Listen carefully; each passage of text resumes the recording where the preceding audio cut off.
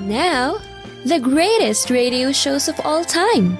Suspense. The Shadow Node. Washington calling David Harding, counter-spy. Classic radio theater. The Great Gildersleeve. Fibber McGee and Molly. Dragnet. Gunsmoke. The Lone Ranger. Now, step back into a time machine with your host, Wyatt Cox. Good evening, friends of the Inner Sanctum.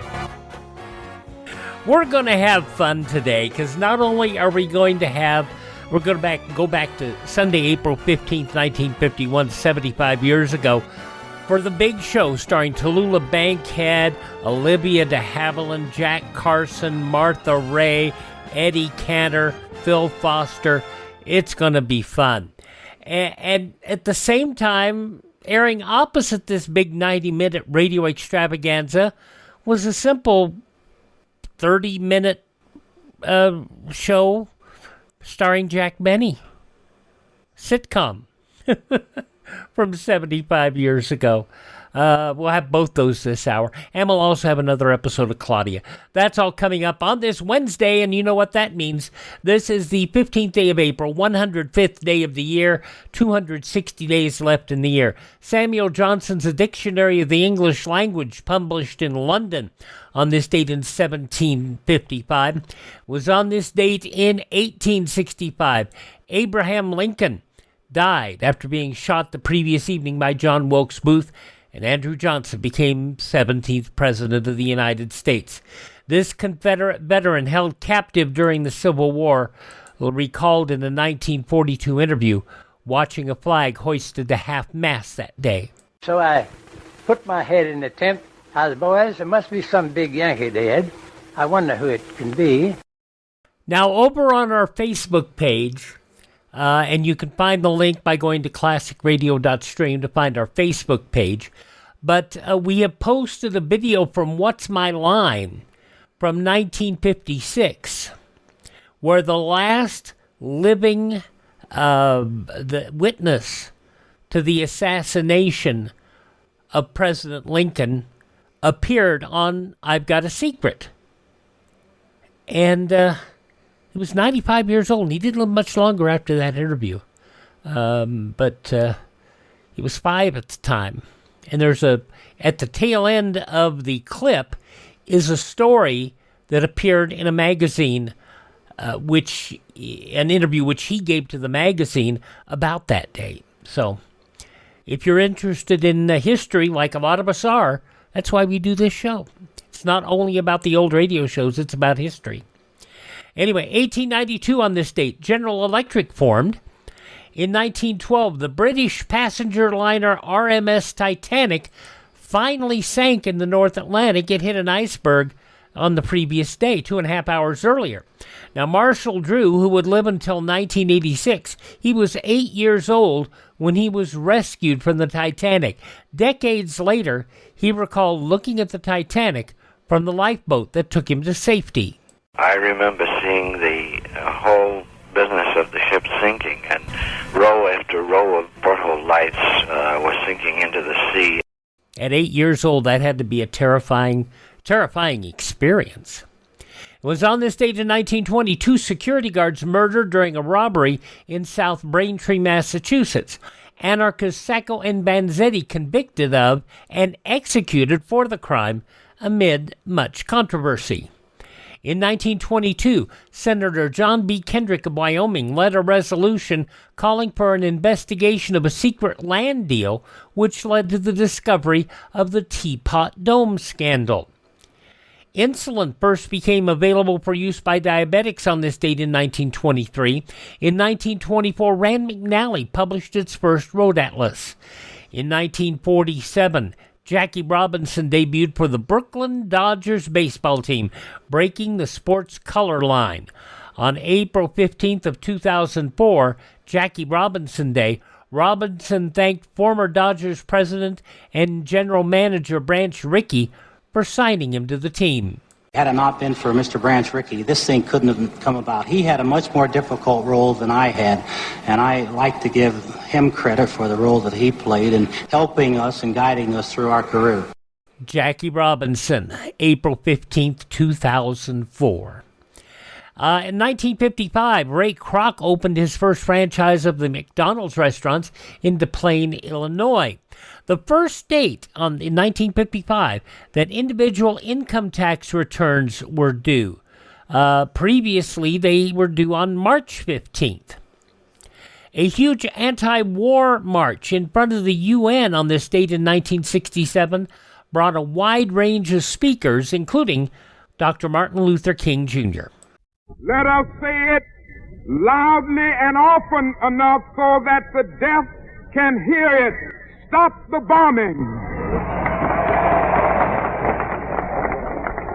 Let us save our national honor. Stop the bombing and stop the war. Anywhere from 100,000 to 400,000 people in attendance at that anti-war march on this date in 1967. A dark day in journalism on this date in 1981, as the Washington Post gave up a Pulitzer Prize because a story written by Janet Cook was fabricated. Early this morning, Ms. Cook told us that major parts of the story that won the award were fabricated and that she did not interview an 8-year-old heroin addict. Executive editor of the Post, Ben Bradley, who also stated a large number of Ms. Cook's credentials were also fabricated. On this date in 1989, upon Hu Yaobang's death, the Tiananmen Square protests of 1989 began in the People's Republic of China. In 1994, representatives of 124 countries and the European communities signed the Marrakesh Agreements, revising the General Agreements on Tariffs and Trade and initiating the World Trade Organization, which has caused so much of a mess and has destroyed so many manufacturing jobs in the United States. In 2002, Kenyan Margaret Okayo came in first at the 2002 Boston Marathon. And Margaret Okayo. 2:41.45 is the course record, and it's been shattered by Margaret Okayo. Unofficially, she took a minute off the course record. Her record would stand until 2014. Ethiopian runner Bujunesh Deba would shave another 34 seconds off that record. Amazing. In 2010, an ash cloud from an Icelandic volcano drifted over northern Europe, causing the largest cancellation of flights since the 2001 terror attacks. And you have to understand, those planes can't fly through an ash cloud. It'll kill their engines, and they'll crash. Frightening situation. This passenger, one of those stranded. We've been told to come back Saturday to see whether we can actually fly out there. And it's not just for any,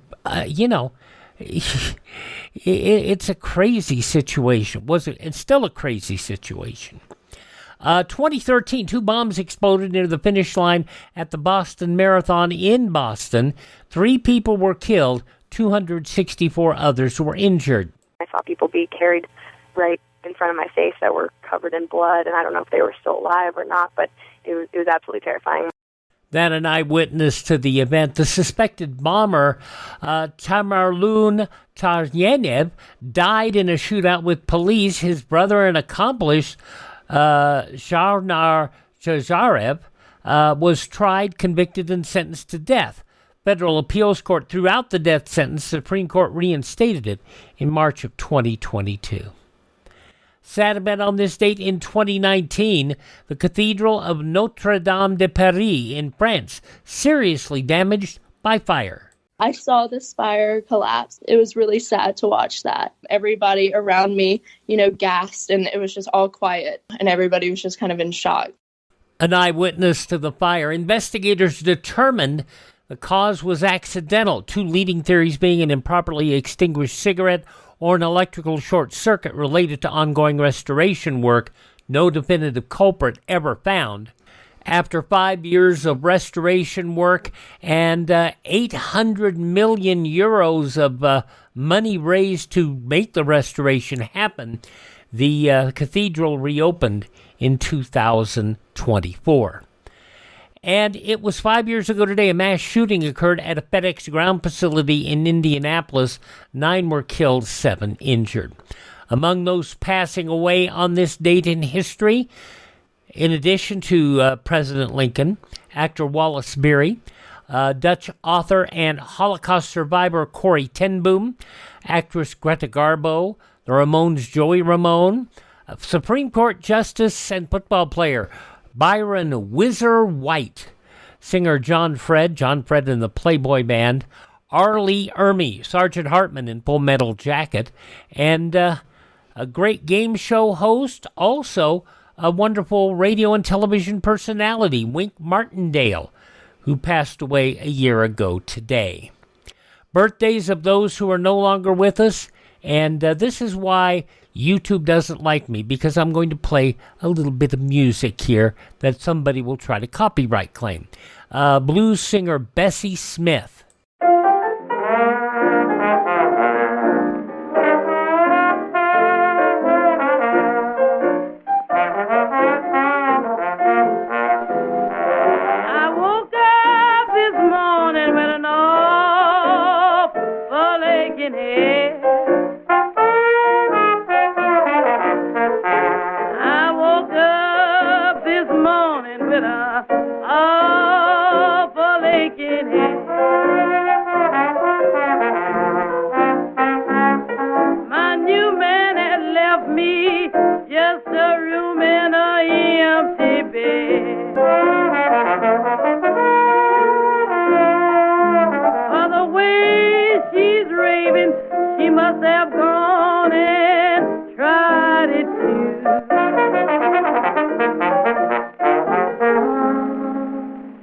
Oh man, what music.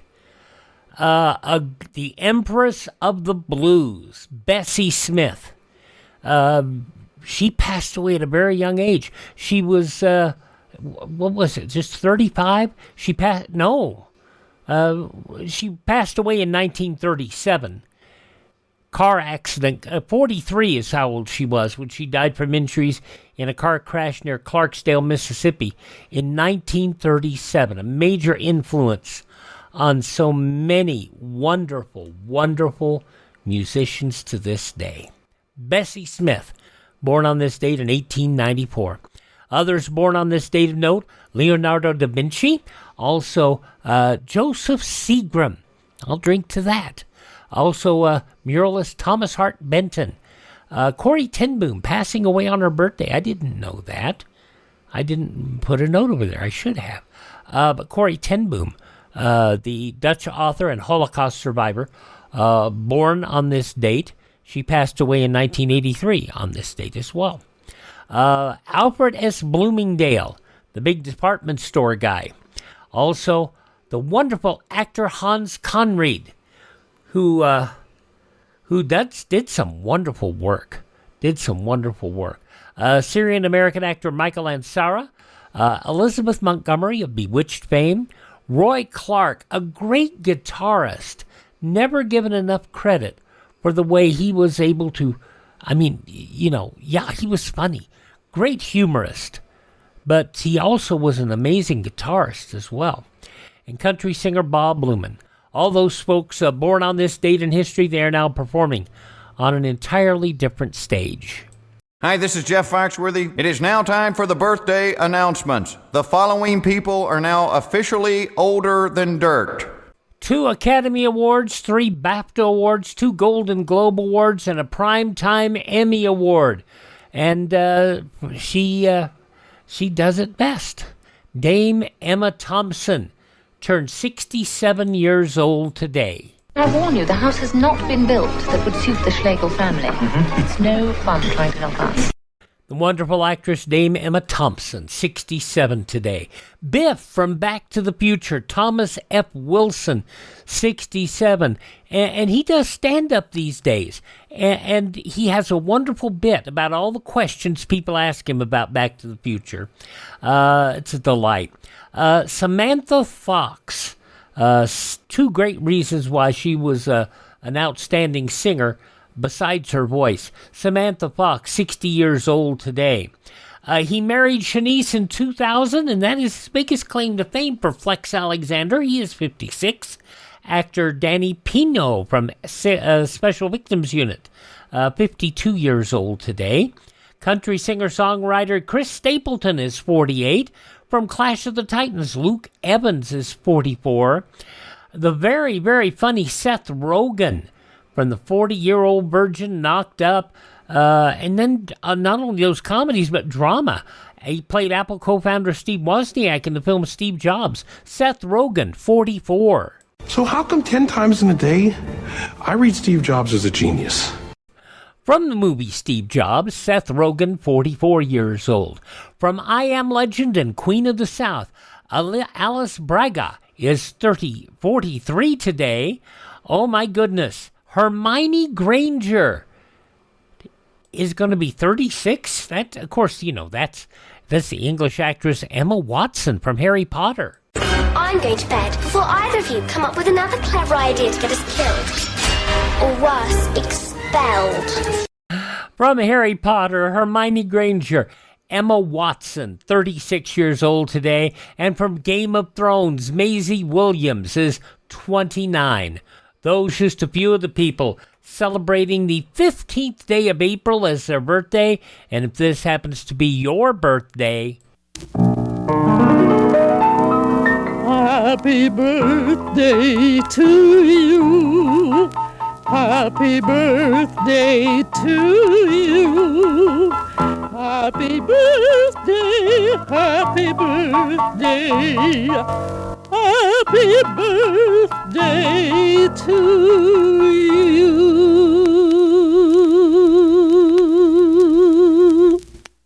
A natural, no-fuss solution for everyday digestive woes. Now, if you're somebody who has to deal with acid reflux, difficulty digesting food, can I suggest you check out Professor B's Digestive Aid? It is so much simpler than, as we've been telling you, using either the over-the-counter or prescription medications. Check it out. 2 simple ingredients, pure honey and a revered herb from ancient Rome, apotheria. Check it out. See if it'll work for you.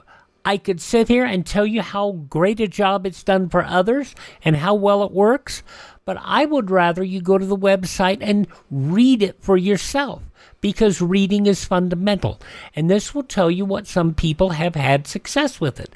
And you can learn there and see if it's going to help you. Now, the easiest thing to do, go to profbees.com. You'll see the link in the show notes, the link also over at classicradio.stream.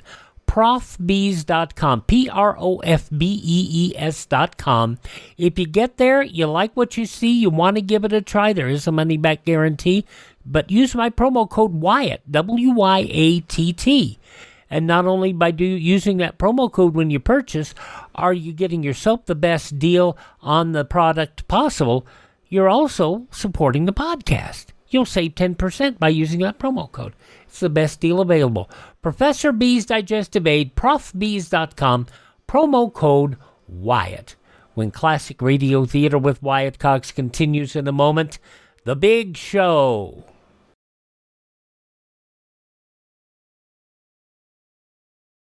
Romans out here, Romans out here, Romans out here, Romans out here, Romans out here, Romans out here.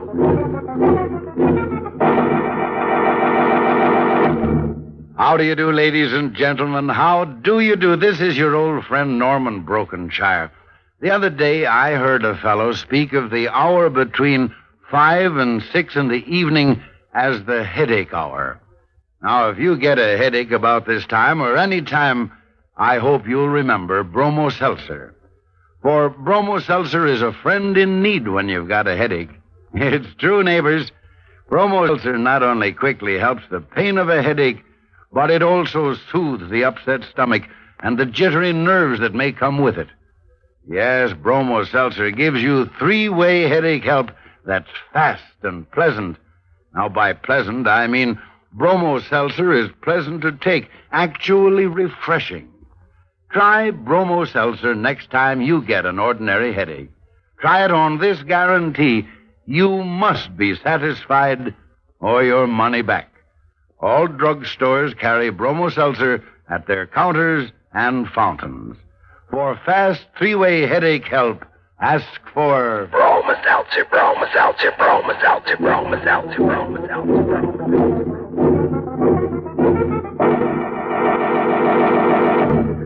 All righty, let's get started.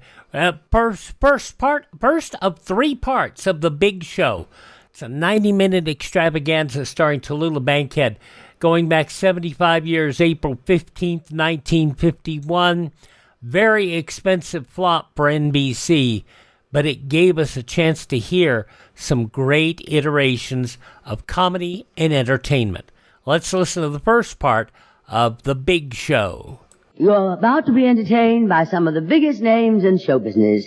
For the next hour and 30 minutes, this program will present in person such bright stars as Eddie Arnold, Eddie Cantor, Jack Carson, Olivia de Havilland, Phil Foster, Tommy Hendrick, Martha Raye, Evelyn Vardin, Meredith Wilson, and my name, darlings, is Tallulah Bankhead.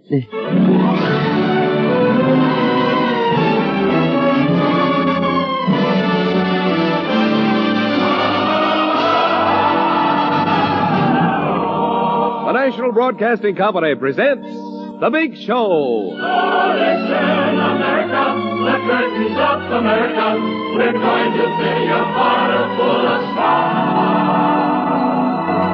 The Big Show, 90 minutes with the most scintillating personalities in the entertainment world. Brought to you this Sunday and every Sunday at the same time as the Sunday feature of NBC's All-Star Festival. And here is your hostess, the glamorous, unpredictable Tallulah Bankhead.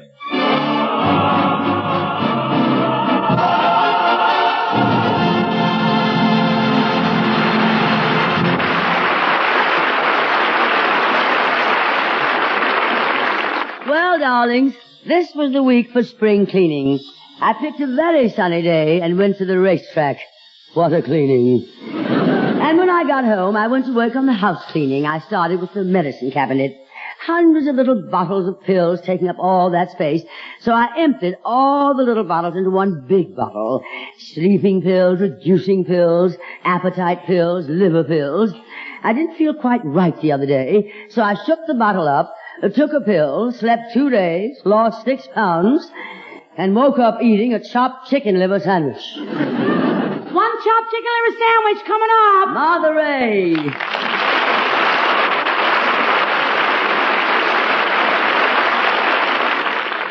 You want mustard on that sandwich? Martha, no, I wasn't ordering. Hold your mustard. I don't want a sandwich. Hold your sandwich. Martha, please, will you be quiet? Hold your tongue, girl. That's better. What is this short order character you're doing here? Oh, didn't you know? Well, that's the way I broke into the movies. You see, when I first went out to Hollywood, I figured that somebody might discover me if I took a job as a waitress in a Hollywood restaurant.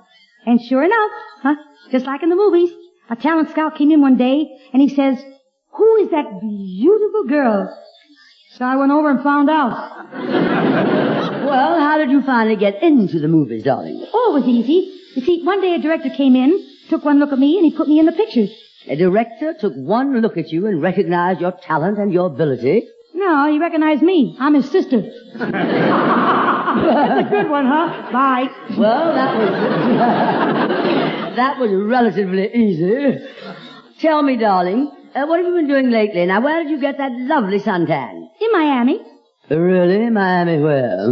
Miami where? Miami, Florida, that's where. Oh, Florida, of course. You were on vacation. Well, I worked in a nightclub, but during the day I was on the beach.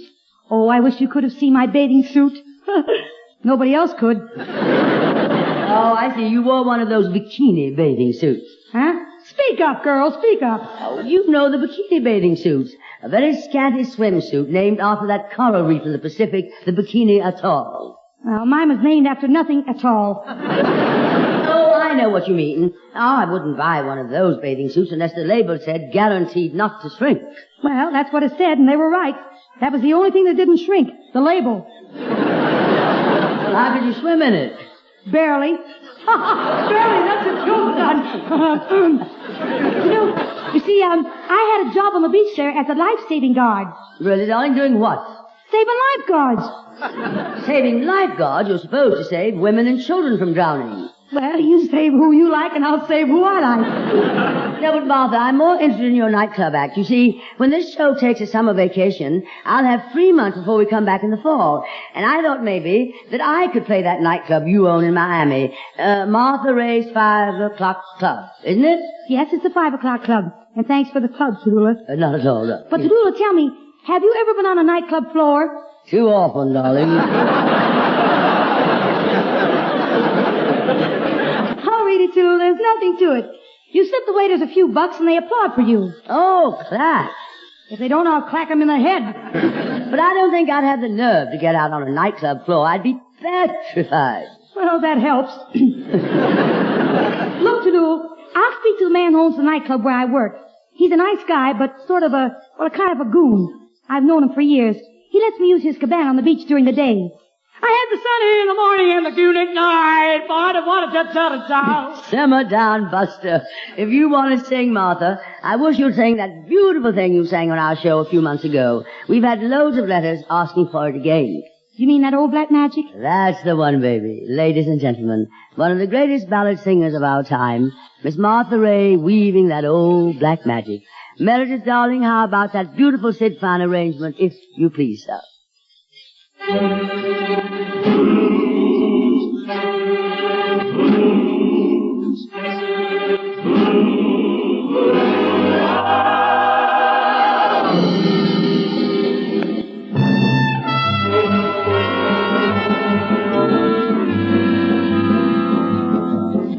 That old black magic has me in its spell. That old black magic that I feel so well as I she fingers up and down my spine. It's the same old witchcraft when your eyes meet mine. Same old tingle that I feel inside. And as that elevator and down I go round like a leaf that's caught in time. I know I should stay away, but what can I do? I hear your name, and I'm aflame with such a burning desire that only your kiss can put out my fire. For you're the lover that I have waited for, the mate that fate had me created for.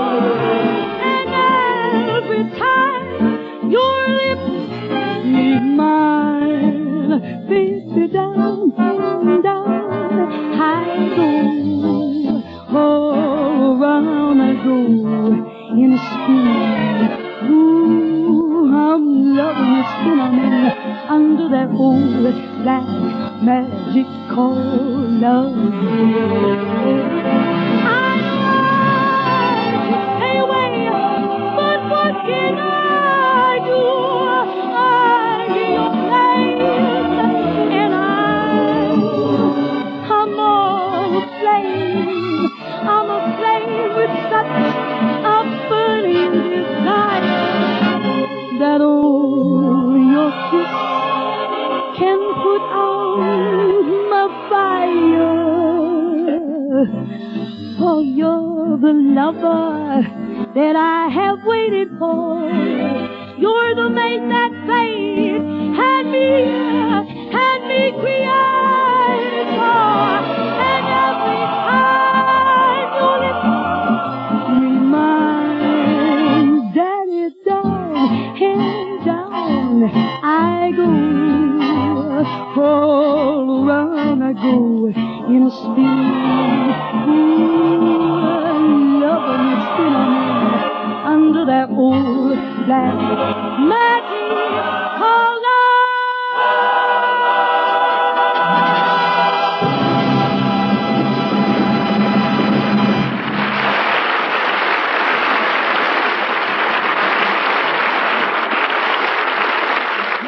Wonderful, Martha. Wonderful, simply divine. Oh, what I would give if I could sing like that. Give my regards to Broadway. Remember me to Herald Square. Does that sound like Martha Raye? Sounds more like Sugar Ray. What do you mean by that, Jack Carson? What's wrong with my voice, Jack? Well, I'll give it to you straight from the shoulder, Tallulah, and that's where your voice sounds like it's coming from, straight from the shoulder. I can't understand it. I adore music. I listen to recordings. Tunes keep running through my mind all day long. I'm so full of music. I'm full of harmony. I'm full of melody. I know what you're full of, but...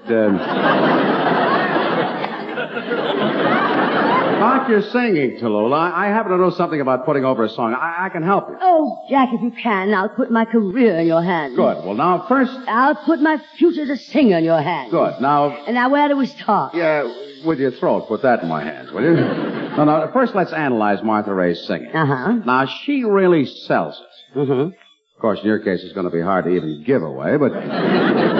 you have this wonderful big orchestra. 47 men around you. Oh, they should help your singing. With 47 men around, darling, who wants to sing? No, I mean you have 47 fine musicians. You should take advantage of it. Heaven knows I've tried.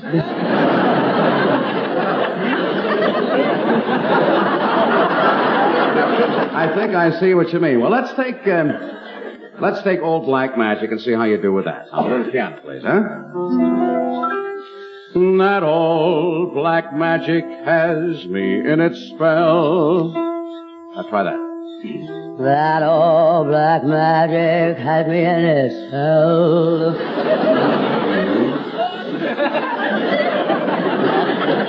Having one of your bad spells, eh? That old black magic that you weave so well. Come on, fellow baby, sell it. That old black magic that you weave so well.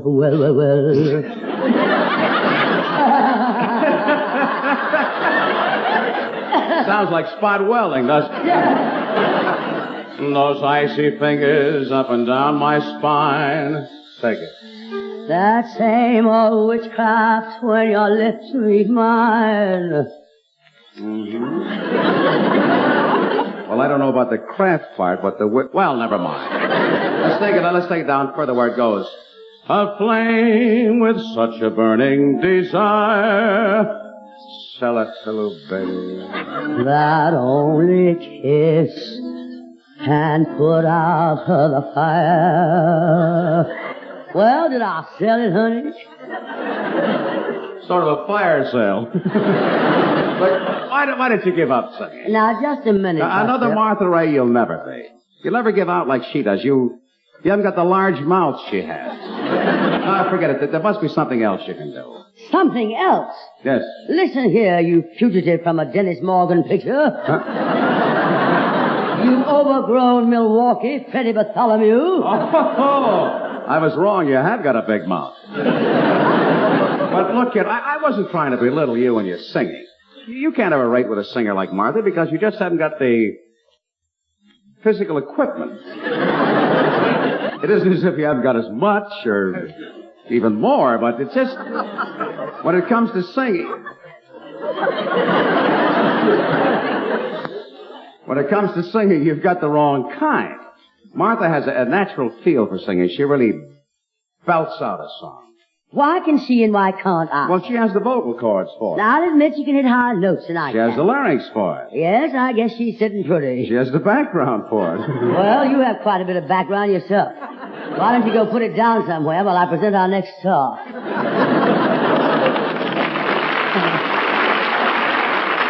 And now, ladies and gentlemen, we are privileged to welcome to the big show an actress whose gifts of charm and eloquence, whose powers of portrayal and interpretation have won for her place in our hearts 2 Academy Awards for outstanding performances in pictures, and most recently the plaudits of Shakespearean scholars for her triumphal revival of the immortal Juliet in Romeo and Juliet at the Broadhurst Theater, New York. Here is Miss Olivia de Havilland.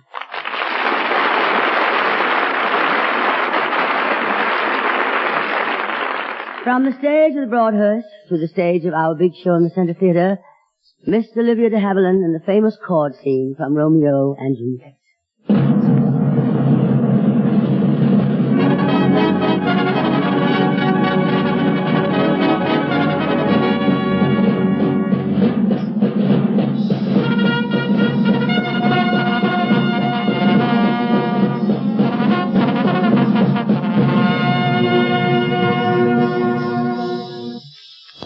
Ill feeling between the great houses of Capulet and Montague in 15th century Verona, Italy, has reached a stage of explosive tension. Unknown to both families, however, Juliet, daughter of the Capulets, and Romeo, son of the Montagues, have been secretly married at noon of this very day. Juliet awaits her marriage night, does not yet know that Romeo, to avenge the killing of his friend Mercutio, has meanwhile slain her kinsman Tybalt in a duel. By the window of her tower bedroom, she awaits the coming of her nurse, who is to bring the rope ladder of cords so that Romeo can come to her. Before the nurse arrives with the tidings of tragedy, an eager Juliet speaks her soliloquy. Gallop apace, you fiery-footed steeds, toward Phoebus' lodging. Such a wagoner as Phaethon would whip you to the west and bring in cloudy night immediately. Spread thy close curtain, love-performing night, that runaways' eyes may wink and Romeo leap to these arms, untalked of and unseen. Lovers can see to do their amorous rites by their own beauties, or if love be blind, it best agrees with night. Come, civil night, thou sober-suited matron all in black, and learn me how to lose a winning match. Play for a pair of stainless maidenhood. Hood my unmanned blood bating in my cheeks with thy black mantle, till strange love, grown bold, think true love, active, simple modesty. Come, night, come, Romeo, come, thou day in night, for thou shalt lie upon the wings of night, whiter than new snow on a raven's back. Come, gentle night, come, loving black-browed night, give me my Romeo, and when he shall die, take him and cut him out in little stars, and he shall make the face of heaven so fine that all the world will be in love with night and pay no worship to the garish sun. Oh, I have bought the mansion of a love, but not possessed it. And though I am sold, not yet enjoyed. So tedious is this day as is the night before some festival to an impatient child that hath new robes and may not wear them. Oh, here comes my nurse, and she brings news, and every tongue that speaks but Romeo's name speaks heavenly eloquence. Now, nurse, what news? What hast thou there? The cords that Romeo bade thee fetch? The cord. Ay me, why dost thou wring thy hands? Oh, well a day, he's dead, he's dead, he's dead. We are undone, lady, we are undone. Alack the day, he's gone. He's killed, he's dead. Can heaven be so envious? Romeo can, though heaven cannot. Oh, Romeo, Romeo, whoever would have thought it? Romeo! What devil art thou that dost torment me thus? This torture should be wrought in dismal hell. Hath Romeo slain himself? I saw the wound. I saw it with mine eyes. God save them all. A piteous cause. A bloody, piteous cause. Pale, pale as ashes. All bedaubed in blood, all in gore blood. I swooned at the sight. Oh, break my heart. Oh, a bankrupt, break at once. To prison eyes ne'er look on liberty. Vile earth to earth resign, end motion here. And thou and Romeo press one heavy bier. Oh, Tybalt, the best friend I had. Oh, courteous Tybalt, honest gentleman, that ever I should live to see thee dead. What storm is this that blows so contrary? Is Romeo slaughtered, and is Tybalt dead? My dearest cousin, and my dear lord? Then dreadful trumpets sound the general doom. For who is living if those two are gone? Tybalt is gone, and Romeo banished. Romeo that murdered him is banished. God. Did Romeo's hand shed Tybalt's blood? It did, alas the day it did. Oh, serpentine. Did with a flowering face, did ever dragon keep so fair a cage? Beautiful tyrant, fiend angelical, just opposite to what thou justly seest.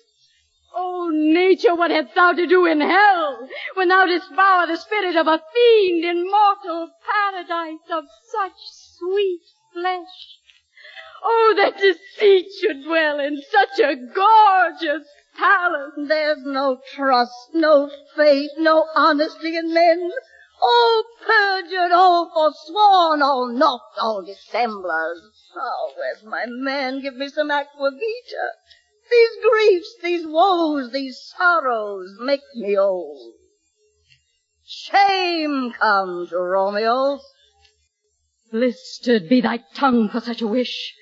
He was not born to shame.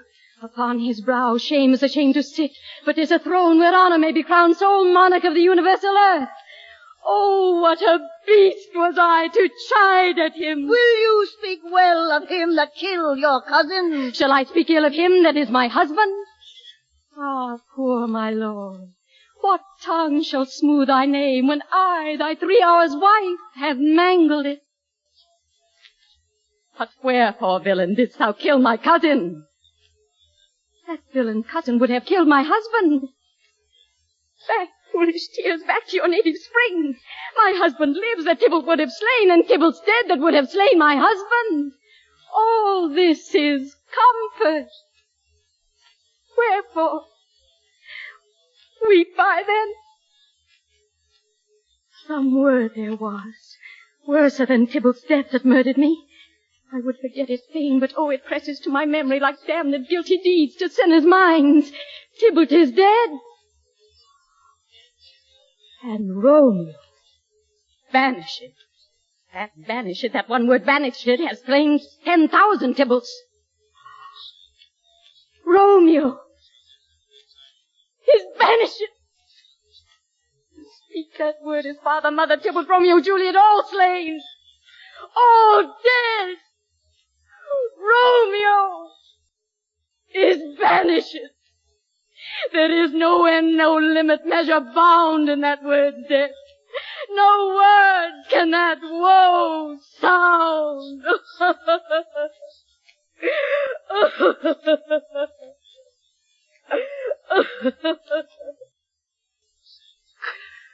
Where is my father and my mother nurse? Weeping and wailing over Tybalt's corse. Will you go to them? I will bring you thither. Wash they his wounds with tears. Mine shall be spent when theirs are dry, for Romeo's banishment. Take thou those cords. Poor hopes, you are beguiled, both you and I, for Romeo is exiled. He made you for a highway to my bed, but I, a maid, thy maiden widowess. Come, cords. Come, nurse. I'll to my wedding bed.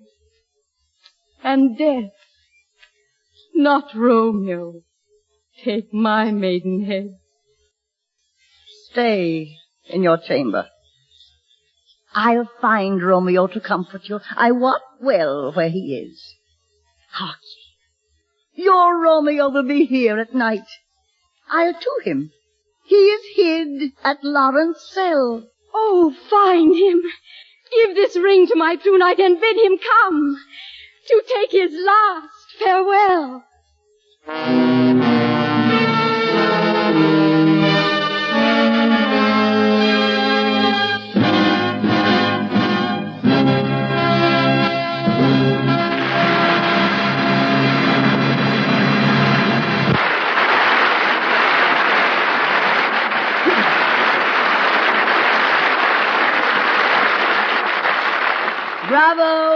Bravo, Olivia de Havilland. A magnificent performance, darling, and so ably assisted by Miss Evelyn Vardin. Olivia, my dear, would you mind coming here for a moment?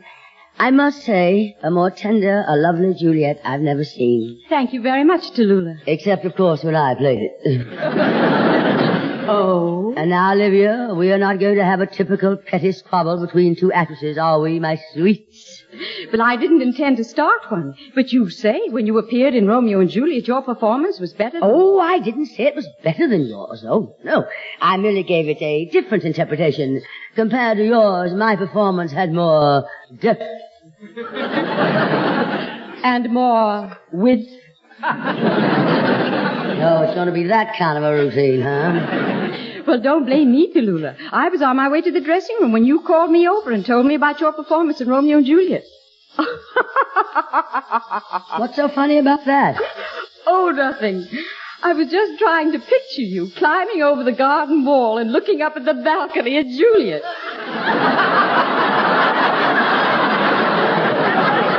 I played Juliet. And not only that, but I revised the part a little. I will admit it may have been too drastic a revision of Juliet because it didn't play as I hoped. How about Romeo? He wouldn't play either. As for criticizing you, my dear, I only saw it for the first time here. I haven't seen the play, but I'd give anything to see you in it. $4.80 will do it. But I'm more interested in these revisions you say you made in the part of Juliet. What were they? Well, as you know, Olivia, darling, Juliet was supposed to have been only about 14 years old, a young girl with old ideas. Oh, and you revised it to an old girl with young ideas. Just a minute, Snake Pit. I happen to have been 14 years old when I played it. Only 14? That's right. And despite that tender age, my Juliet was in the finest Shakespearean tradition. Well, of course, darling. You had the advantage of working with the author. Oh, isn't she sweet?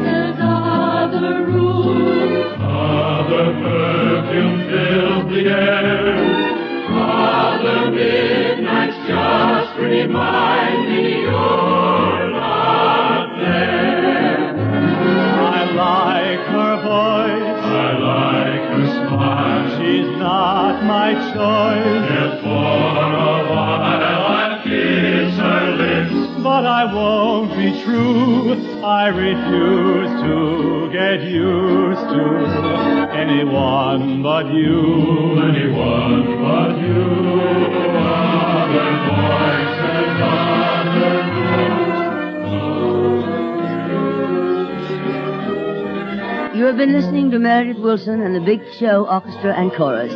I'll take just a moment before we continue to say that this is NBC, the National Broadcasting Company.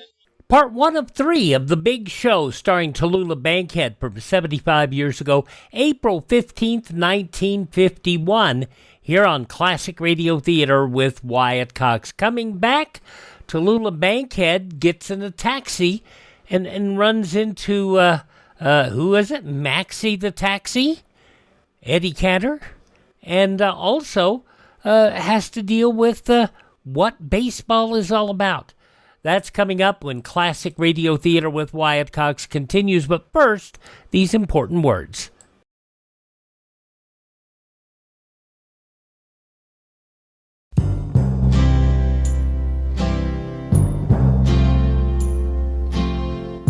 Someday you'll own. Someday you'll own. Sooner or later you'll own Generals. Someday you'll own. Someday you'll own. Sooner or later you'll own Generals. Someday you'll own. Someday you'll own. Sooner or later you'll own Generals. Someday you'll own. Someday you'll own. Sooner or later you'll own Generals. Sooner or later you'll own Generals. Gotta love those old radio commercials along with, and General's still around too. That's what's great. Okay, part 2 of The Big Show from 75 years ago, April 15th, 1951, the Sunday night extravaganza. And let's get back to Tallulah and the crew, shall we?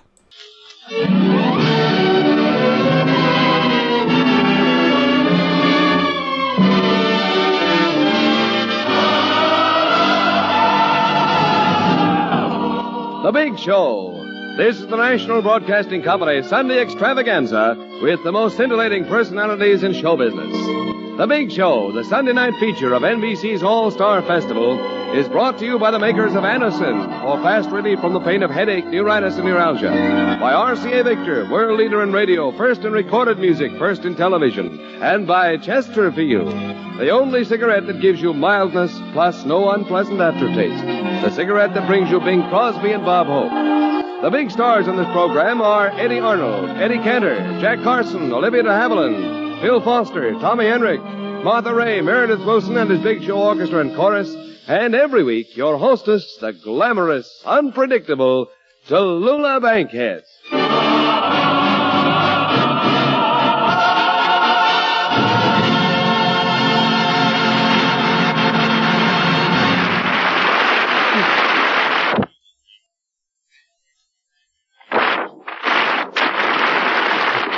Well, darlings, what do you think? Last week we received 2 awards on this show, and this week comes another from Radio and Television Mirror magazine, voted the favorite newcomer to radio. I hope you won't consider this bragging, which it is, but I just love the inscription on that Radio and Television Mirror award, favorite newcomer. I'm intrigued with that word newcomer. It has such a youthful flavor about it. It's been so long since I've been a newcomer to anything. Anyway, I felt so good about it that I thought I'd celebrate last week and go out to the ball game. I hailed a cab, and who should drive up but Maxie the Taxi, a gentleman who reminds me so very much of Eddie Cantor. Taxi lady.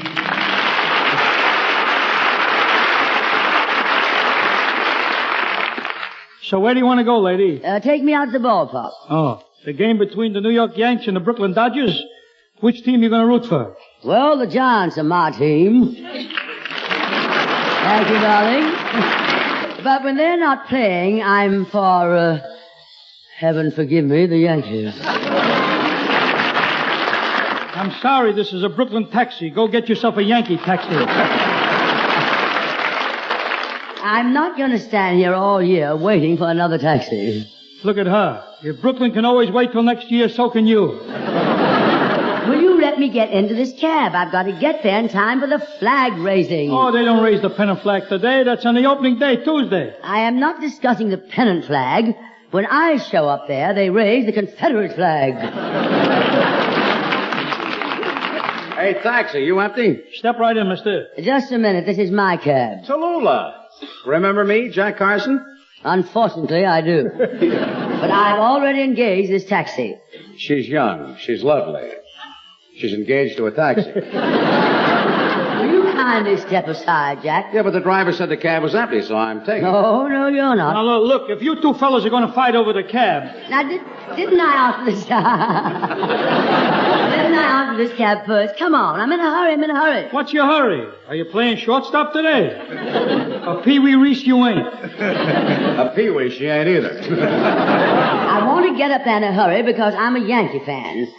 I'm going up to see them lose again. Lose again? The Yankees won the game yesterday. I am talking about the Yankees that lost the game between the states. Hey, innkeeper, coachman, come on, let's go. Step on it, come on. Well, wait a minute. Where are you going? Take me out to the ball game. Yo, Tomasio. Our things with Yogi Berra. Come on, step on it, let's go. Just a minute, lady. Wait a minute. We're having a round table discussion here about the cab. A round table discussion with these squares? Come on, let's go. This is my cab. I'm sorry, but the driver gave me the cab. Well, the cab is empty and I'm taking it. Now, just a minute, will you? No fighting. Everything can be settled peacefully and according to law. Everybody knows that possession is 9/10 of the law, and since the taxi is in my possession, owned in partnership with the finance company, we'll call up the finance company, hold a board of directors meeting, and decide who should get the cab.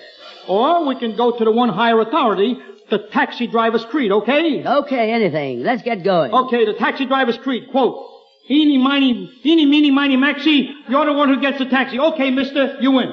That's me. Taxi driver, let's go. Now, just a minute, Tallulah. As long as you're going up to the game, why don't you let me go with you? You in a taxi with me, holding hands, necking, wanting a kiss? Oh, no, I promise you on my word I won't do it. Then who needs you? Well, who needs her? Come with me, Jack. I'll give you a lift. But you haven't got a car, Martha. Well, who needs a car? Come on, hop on. We'll go piggyback. Robert, let's go. Okay, lady, all right. Well, Miss Bankhead, it's a pleasure for Maxie the Taxi to be driving you again, huh? Oh, that's Bankhead for you. Can't pick a horse, can't pick a cab. You know why I'm driving you instead of them other two screwballs? No, why are you driving me instead of them other two screwballs? Because I feel we Southerners should stick together. We Southerners? Ain't you from Alabama? Yes, and you? Southern Boulevard in the Bronx? Well, a lanceman, y'all. A lanceman, you all. Yeah. You know, I heard you on the radio last week, Miss Bankhead, and you was terrific, if I may say so. You may. You sure got a great show. Even the kids like you. Only last Sunday, my little Herman says, tune in the radio. Uncle Tallulah's on. Uncle Tallulah, how sweet. Yeah, you ought to come up and meet the family sometime, Miss Bankhead. Anytime. You just name the year. Yeah, nothing like having a family, that's what I say. How do you like kids, Miss Bankhead? Sauteed. I even hated myself as a child. You don't like kids, huh? Oh, I have nothing against the little darlings. It's just that they're so sticky. Oh, you'd love my little Herman. He's one of your biggest fans. Listens to you all the time. By the way, would you mind autographing this picture for him? Why, I'd be delighted. Here you are. Just a second. Why should I sign this? It's a picture of Ava Gardner. Look, the kid's never seen you. Let him live a little.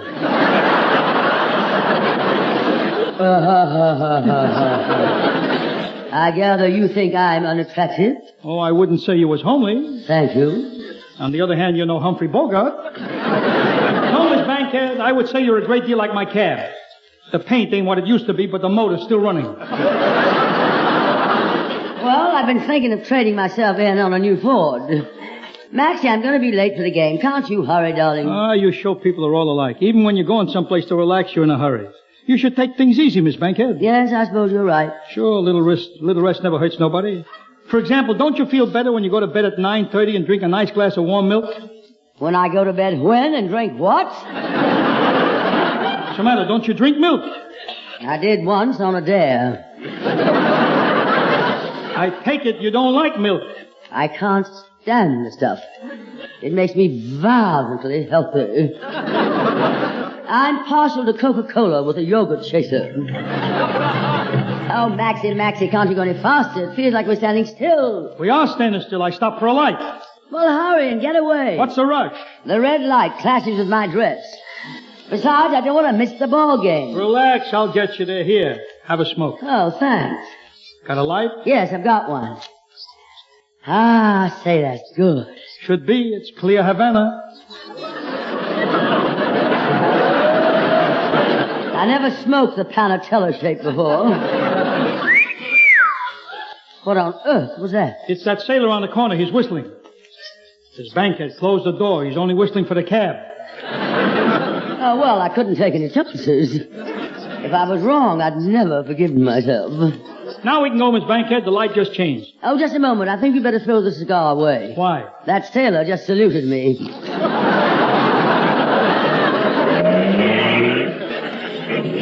You know something, Miss Bankhead? Gosh, you smell good. Oh, well, that's the nicest thing anyone said to me all day. That's the same perfume you was wearing the last time I drove here. How do you know? Well, for a week, the cab smelled like a barber shop. This happens to be imported perfume. Yeah? I bought my wife a bottle of that stuff once. It was gone the same day. How come? My brother-in-law drank it. Oh, what a guy that Meredith. Oh, what a guy. Here's a fellow. My brother-in-law. He got hysterical when they raised the telephone rates from a nickel to a dime. It meant they had to retool and make smaller slugs. Never had a cent to his name, you know. Doesn't he work? Work? Miss Bankhead, you are talking about an individual who is green on one side from sleeping on pool tables. Every time he shakes hands with you, he says, "Excuse the chalk." But one thing I'll admit, at dinner time he comes home and helps my wife in the kitchen. She does the cooking, he does the eating. Well, say, what are you going to do with a guy who uses a salami for a watch fob? Hey, that gives me an idea, Miss Bankhead. Are you still single? Why? Let me put it this way. Would you like to save some money on your income tax? Naturally. Marry my brother-in-law. How will that save me money? You can deduct them as a total loss.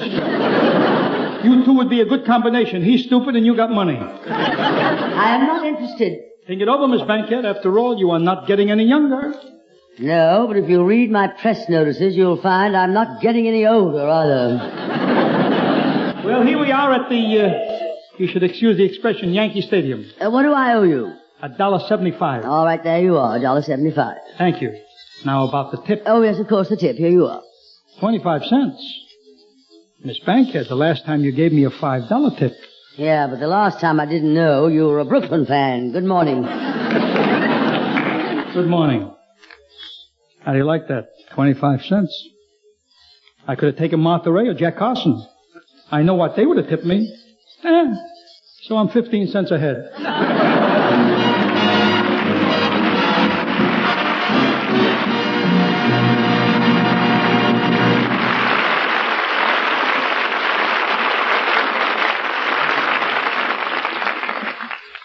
If you'd like to know a quick, easy way to ease the pain of a headache, neuritis, or neuralgia, then by all means try Anacin. Your own dentist or physician may at one time or another have handed you an envelope containing Anacin tablets. Then you already know how incredibly fast and effectively Anacin brings relief. Anacin is like a doctor's prescription. That is, Anacin contains not just one, but a combination of medically proven active ingredients. For your own sake, try Anacin. Anacin is sold to you on this guarantee. If the first few tablets do not give you all the relief you want as fast as you want it, you may return the unused portion and your money will be refunded.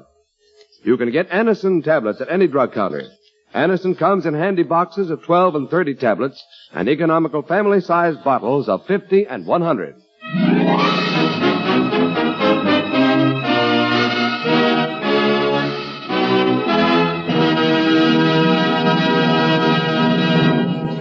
Well, darlings, while I was out at the ballpark finishing my 12th hot dog and my 15th soft drink, who's been tampering with my script?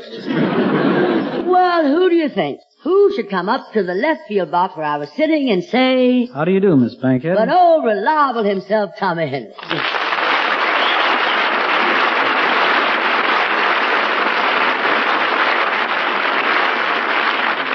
Well, Tommy, I've been looking for you to come up to bat. Where have you been? Oh, I'm coaching this year, Miss Bankhead. You know, in this business, by the time you get to be 35, you're all through playing. Not me, darling. When I was 35... I mean, when I get to be 35, I'm going to retire, too. You mean you're going to stop playing, too? Oh, no, I mean retire from the theater.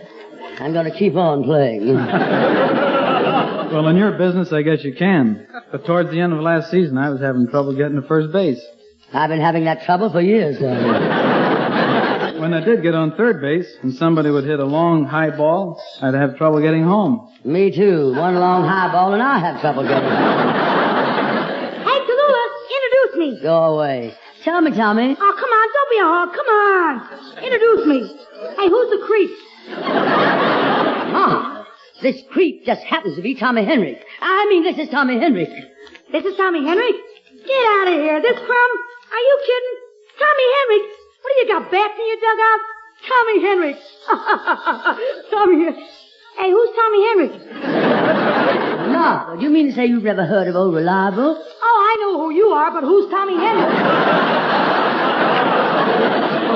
Tommy Hendrick just happens to be one of the greatest all-time Yankee ball players. He's been with them since 1937. Oh, ball player. Hey, I don't understand baseball, Tommy. Maybe you can wise me up on the games. What would you like to know, Miss Creep? Isn't he sweet? Tell me about baseball. Well, to start with... Cut, that's enough about baseball. Let's talk about us, old boy. Now, Martha, if you want to learn about baseball, there's nobody who can tell you more about it than Tommy Hendrick. Go ahead, Tommy.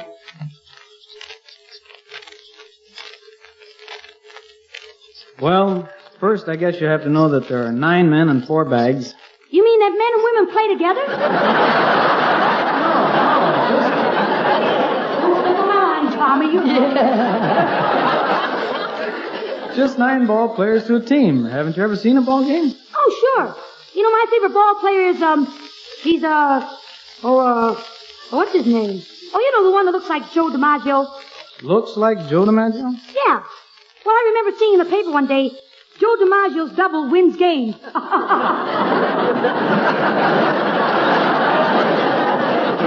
Hiya, gents. You mind if I cut in here? Oh, Jack, this is Tommy Hendrick. This creep is Tommy Hendrick? Not me, you dope. I'm Martha Raye. Tommy? Oh. Well, hello, Tommy. Glad to see you. Glad to know you, Jack.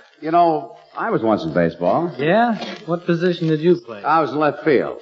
Oh, an outfielder. No, I sold hot dogs. One thing, an awful thing happened. I dropped the whole tray of hot dogs in the left field stand. Oh, that's terrible. What did you do, Jack? Well, it didn't take me long to clean it, but I had to go all the way around to right field to sell them. Tommy, this is something I happen to know about you. You're quite a singer, aren't you? Oh, I don't know. During the winter, I sing some barbershop quartet numbers. Well, how about singing something for us? Well, I can't do much without the other 3 fellas. Oh, what a flimsy excuse. I sing. I don't need any excuse like that. I've heard you sing, Miss Bankhead. There is no excuse. 3 other fellas, indeed. I'm a whole quartet by myself. Listen to this, darlings, in spite of my cold.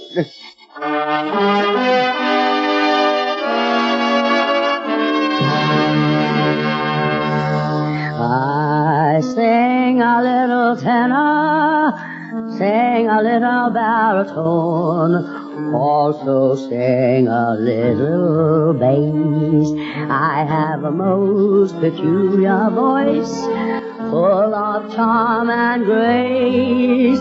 You can have your Pericomo, your Sonata, and your Bing, but they can't take my place. I sing a little tenor, sing a little baritone, also sing a little... You'll never make it, Miss Bankhead. You want to bet? Step aside, Buster, I may spray.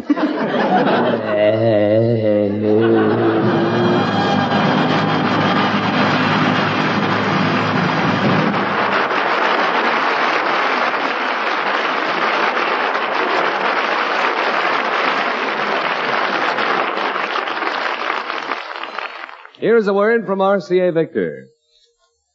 Inch for inch, your best buy in television is RCA Victor 19-inch. It's big, better, more for your money. And here's why. RCA Victor's new picture pickup brings in the best possible reception. Pictures are clear, steady, and bright. And RCA Victor television is million-proof television, quality proven in over 2 million homes.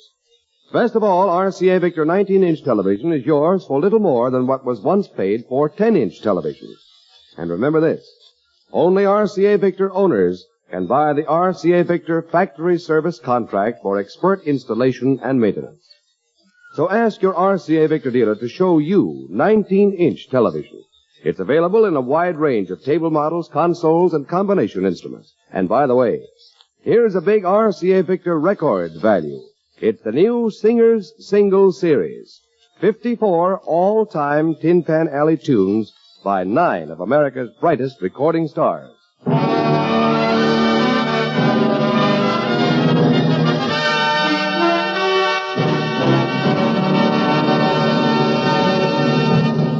And speaking of RCA, here is one of their biggest recording stars, the guitar-playing, sweet-singing Tennessee plowboy Eddie Arnold.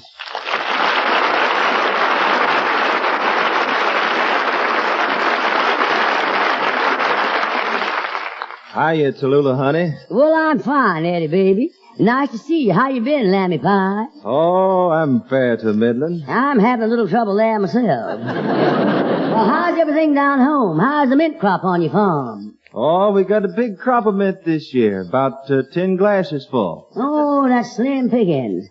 What have you been doing since you came up north, Eddie boy? Spine. Well, good for you. Where are you stopping in town, Eddie? The Dixie Hotel. Well, naturally. Seen any shows?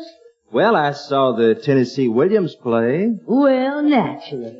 In South Pacific. Well, naturally. Mr. Roberts, E. Lee. A lovely play if I ever saw one. And have you taken in any of the sights while you've been up here? Yes, I took in a few of them. There's one sight you gotta take in, Eddie. Mm-hmm. Every Southerner who comes up here rushes right out there the first thing to enjoy this sight. Which one is that, Tallulah? Grant's tomb. Eddie, honey, we better stop talking like this. We're in enemy territory. How about you singing that newest RCA Victor recording of yours, Kentucky Waltz? Well, I'm aiming to. Well, aim ahead, honey child. Meredith, how about some music for Eddie Arnold, if you please?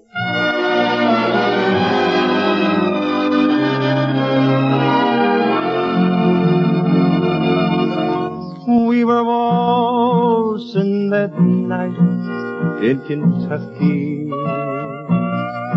by that beautiful harvest moon, and I was a boy that was lucky,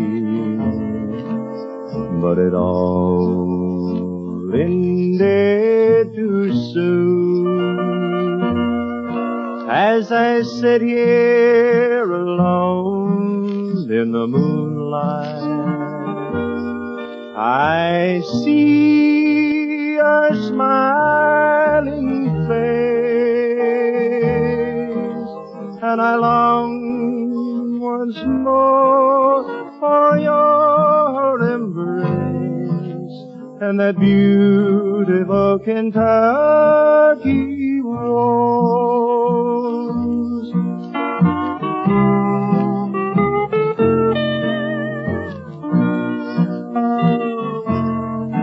We were waltzing that night in Kentucky by that beautiful harvest moon,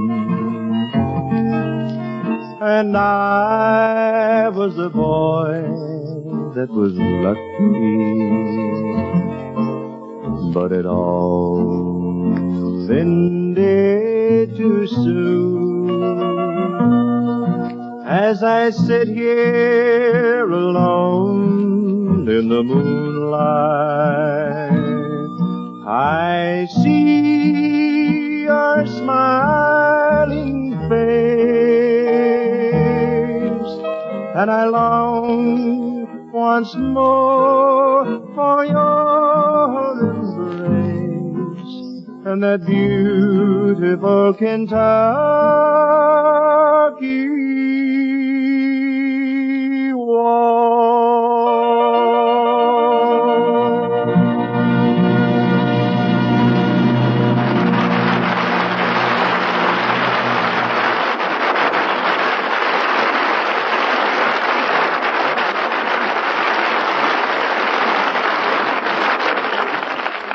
Here are two northern gentlemen who have something to say about some of the finest tobacco in the South.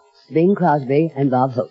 Now here's Chesterfield's answer to Cyrano de Bergerac. Bob Hope. I'd top you easy, Dad, but we only have a minute here to sell Chesterfield. Okay, well, let's get to it. Better tasting Chesterfield is the only cigarette that combines for you mildness with no unpleasant aftertaste. The mildness is a cinch to prove. You just make the Chesterfield mildness test. You know, open a pack and enjoy that milder aroma. Then smoke them, and you'll know that Chesterfields are mild. And Chesterfield leaves no unpleasant aftertaste. That fact has been confirmed by the country's first and only cigarette taste panel. So make our cigarette your cigarette. The reasons go together like this. Buy Chesterfield, Chesterfield, the one that proves its case. Yes, Chesterfields are milder, plus no aftertaste. Oh ho, open a pack and give 'em a sniff. Then you'll smoke 'em.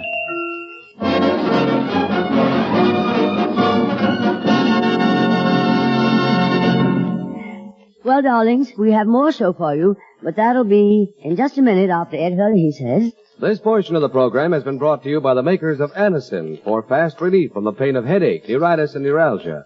By RCA Victor, world leader in radio, first in recorded music, first in television. And by Chesterfield, the only cigarette that gives you mildness plus no unpleasant aftertaste. The best cigarette for you to smoke. And now, Tallulah Blossom, honey, if you want to ring your ever-loving chime. I sure do, Ed. This here, darlings, is NBC, the National Broadcasting Company. And that's the end of the second part of the three-part 90-minute Big Show starring Tallulah Bankhead and the whole crew. An amazing thing.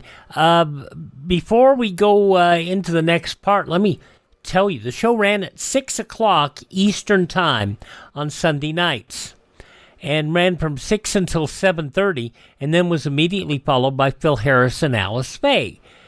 And then you had Hedda Hopper following that.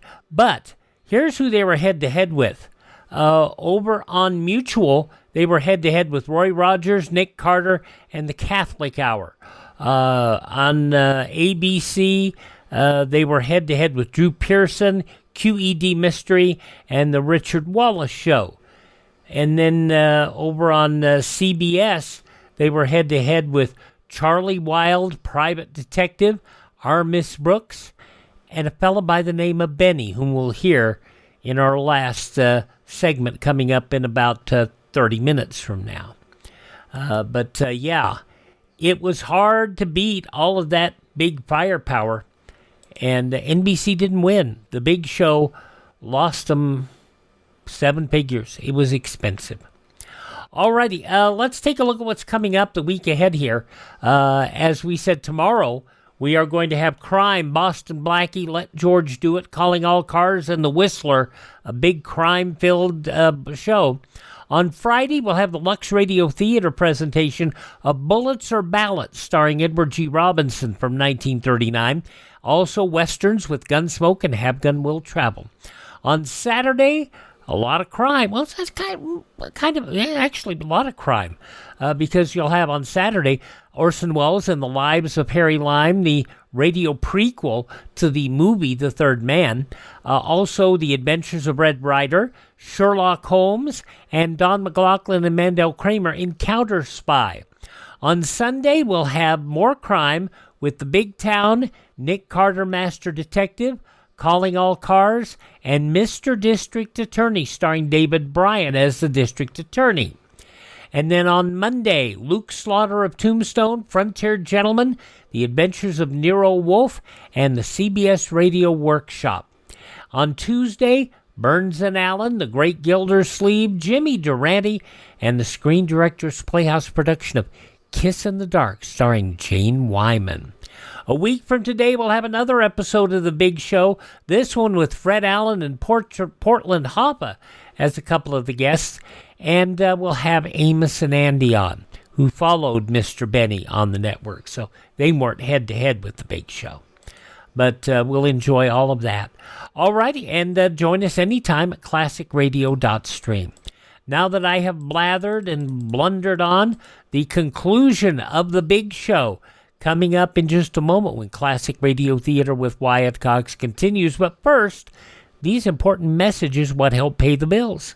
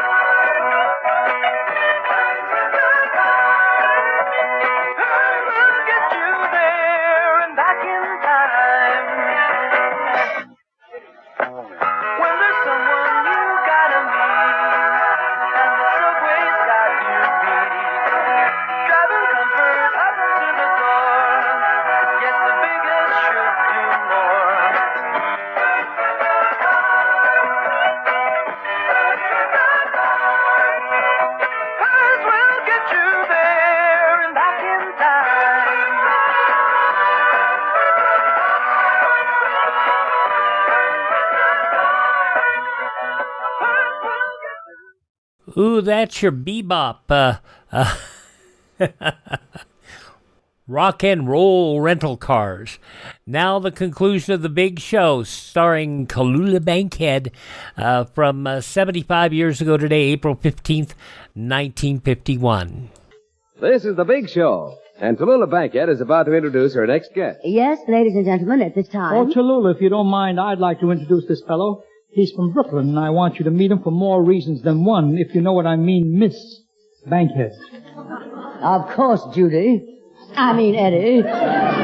See, this fellow's a very good catch. They've been trying to catch him for years. Miss Bankhead, may I present a young man who has become generally recognized in the nightclub and variety world as Brooklyn's ambassador to the United States, Phil Foster.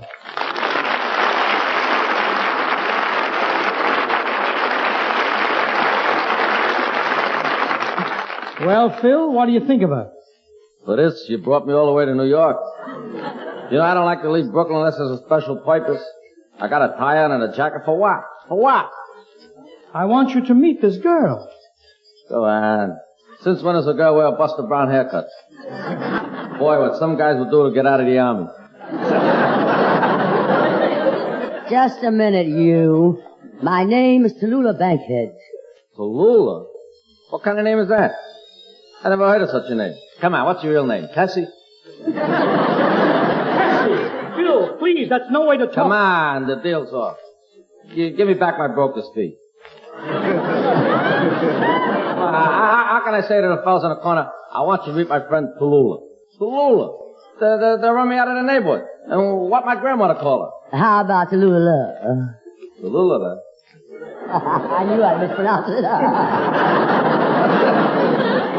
They won't call you that in my neighborhood. Besides, in my neighborhood, there's something bigger and more important than girls right now. And I'm talking about the Brooklyn Dodgers. You see, you're looking at a real Brooklyn Dodger fan. And I want you to know right now, people, if you ever get a chance to see a game at Ebbets Field, don't miss the opportunity. What a game. Believe me, what a game. Sometimes the ball game starts and interferes with it. Now, you know, all ball games in Brooklyn start at 1:30. The game starts at 1:30. 7:30 in the morning, you'll find this fella standing in line. Something like this. 7:30 in the morning. He wouldn't wait in line this long for a job. 11 o'clock, he yells to somebody. Open the gate! You freak! I'm sweating. My sandwiches are spoiling. Come on. Finally open the gates. After waiting in line so long, you figure this guy run to the front row, front seat, wouldn't you? Not this fella. His favorite seat happens to be in the 15th row behind a pole. He don't like baseball. About 1 o'clock, somebody in a subtle Brooklyn voice will suggest that the ball game is about to begin. Something like, here comes the Brooks. Who's pitch? This fellow said, let me look. I can see 20-20. 20 inches for one eye, 20 inches for the other eye. It's Hatton. Hatton! What are you doing? Throwing the game. This fellow says, let him pitch. This fellow says, I don't want. This fellow says, let him pitch. I told you, I don't want. All right? I don't want. Come on, let him pitch. Okay. You know, it wasn't for that fellow said, okay, Hat would never pitch a ball game. Then the guy said, I'll bet you half a buck the first ball Joe throws is a strike. Put up or shut up. Put your money where your mouth is. I'll bet you half a buck against your glasses, send you home blind. He struck a ball, a bet's up. Strike one. Once, let me do it. This goes on until about the ninth inning when the Brooklyn's are leading 2-1. Possible. So the fella in the center field bleachers begins to talk to Hatton, the pitcher, to hold the lead. Hatton is only 10 miles away. But he's going to hear this boy. This boy's talking pretty loud. He sounds something like, pitch them, Joe! I'm with you. I'm with you, Hat, baby, I'm with you. 4-1. Tommy the Taxi, Joe! I'm with you, baby boy. You can do it, baby.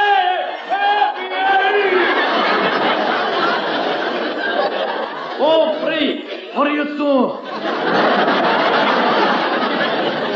4-4. Trade us to the Giants.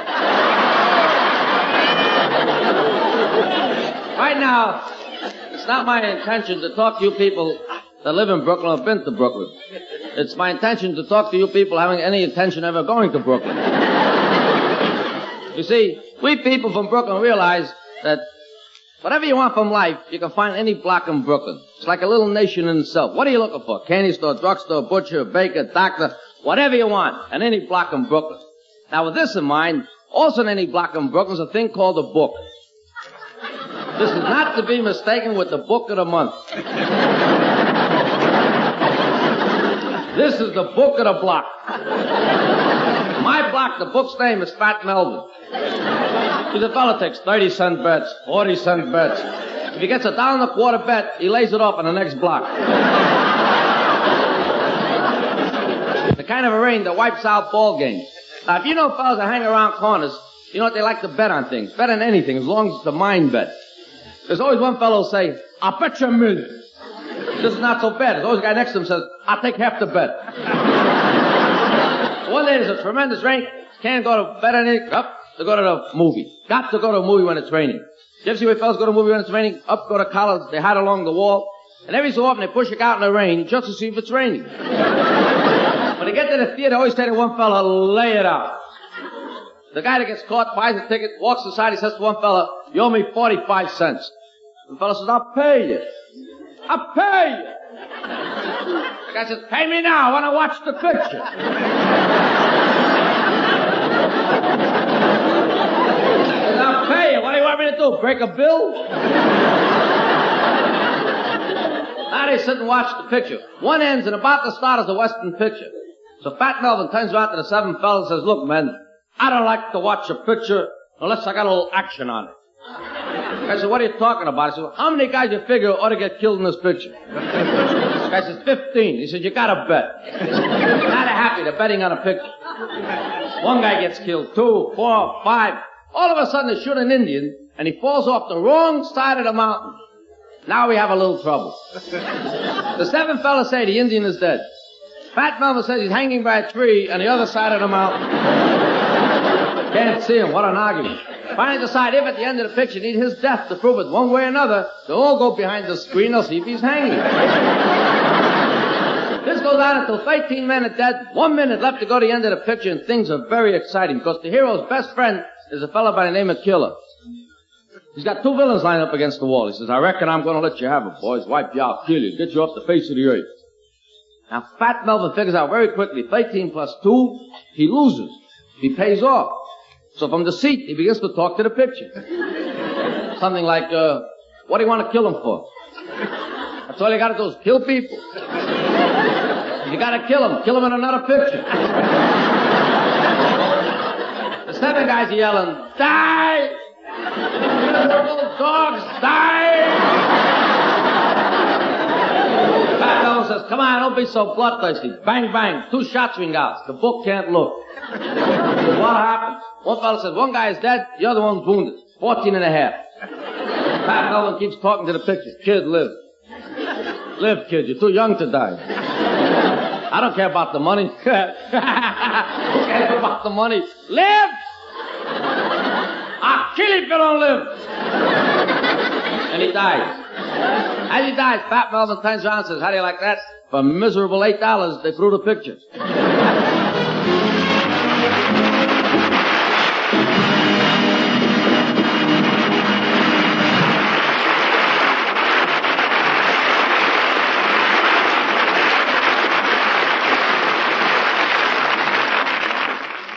That was just hilarious, Phil Foster. You must drop in again sometime, darling.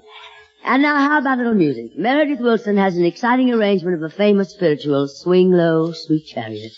So here are Meredith Willson's Big Show Orchestra and Chorus to present it. Hallelujah, sing hallelujah. Hallelujah, hallelujah. Hallelujah, sing hallelujah.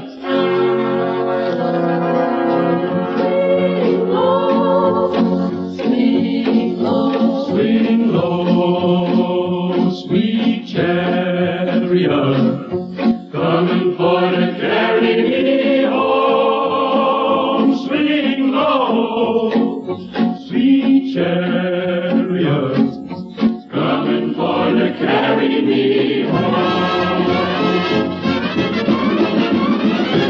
Sing low, sweet chariot, coming for to carry me home. Swing low, sweet chariot, coming for to carry me home. I looked over Jordan and what did I see? Coming for to carry me home. A band of angels coming after me, coming for to carry me home. Sing low, sweet chariot, coming for to carry me home. Sing low, sweet chariot, coming for to carry me home. If you get there before I do, Coming for to carry me home. tell all my friends that I'm coming too. Coming for to carry me home.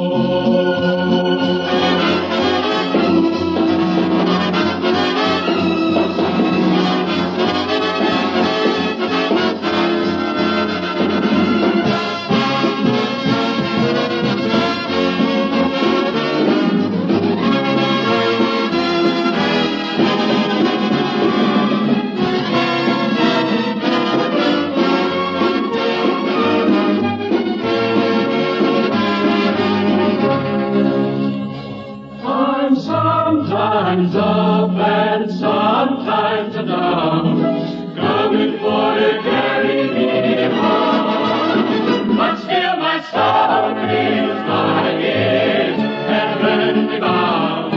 Coming, sing low, sweet chariot, coming for to carry me home.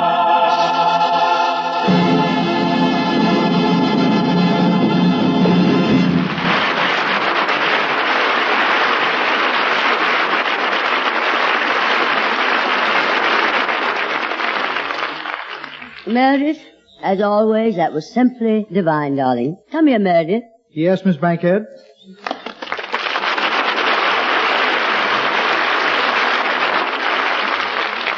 Now, without getting into too long a discussion with you, Meredith, I just want to say that your orchestra and chorus number this week was simply thrilling, inspiring, beautifully done. Would you like for me to play it again? Over my dead body. Well, that's a date. Now, wherever I am when it happens, I'll come and play it over you. I'll make a note of that. And don't bother, darling. Oh, it'll be my pleasure, Miss Bankhead. Don't be so happy. I'm not going till I'm good and ready. Oh, Tallulah. I'm not ready, Eddie. What are you talking about going, not going? You're too young to be talking like that. Aw, thank you, darling. That's the sweetest thing that's been said on this program for weeks. Now you say something about me, something young. How about Loretta? Loretta, oh, yes. See how young I look? Yes, I guess you're right. A man is as old as he looks. Yes, and a woman is as old as she likes, huh? Hello, Mother. Hello, Dad. Can I go to the circus tonight? Can I, huh? Can I please, please, Dad, please, Mother, huh? The circus, please? Can I go, please? Get off my lap. Tallulah, stop talking to him like that. I finally got a son and you're going to make him neurotic? Come here, baby, come here. Yes, Daddy. See? Daddy likes me. Ah, for you, Mommy. Isn't this nauseating? My son, the first thing you got to do is to learn to sing with your old daddy. We'll make records. See, you'll bring a little money into the house. And we'll split half and half. Did you take arithmetic yet? No, Daddy. We'll split half and half, 90 for me and 10 for you. Now, here's a beautiful song. It's called When You and I Were Young Maggie Blues. Come on, Jack. Wait a minute. There's something not kosher here. What's that? You're hogging the microphone.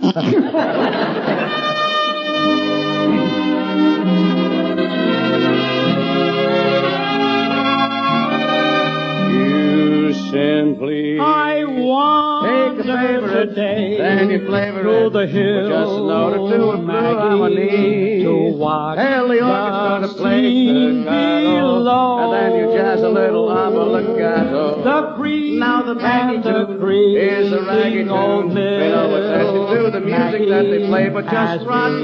used to long ago. Way on the spot, start to sway, getting hot now. The green grave is gone with a broken from line. the hill. All around I see a harmony coming where once every love the daisy strung. full of music that you cannot refuse. But I love you the same Tell the band to as play. of old. And when you listen, just press it. Say I've got the when you and I were young. I were young.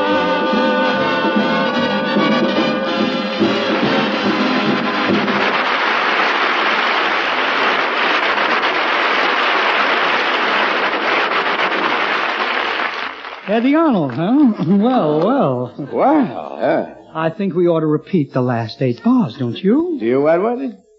Well, what do you think we ought to pick it up, Edward, boy? From the green grave, huh? That's a pleasant thought. The green grave is gone with a from broken the rhyme. hill. All around I see a harmony. Maggie, Shame and where down. once Every love the daisy strung. But I love you the same as of old. When you listen, just press me. When you and I were young. I were young.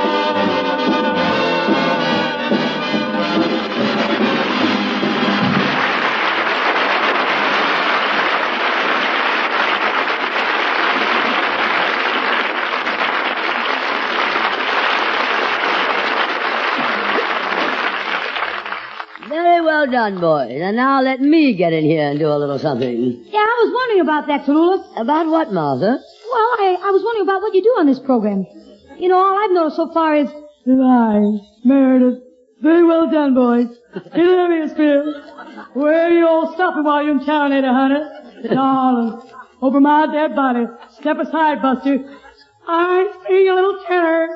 I sing a little baritone. I also sing a little bass.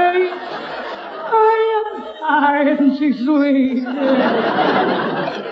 Well done, darling. You have the makings of another Tallulah Bankhead.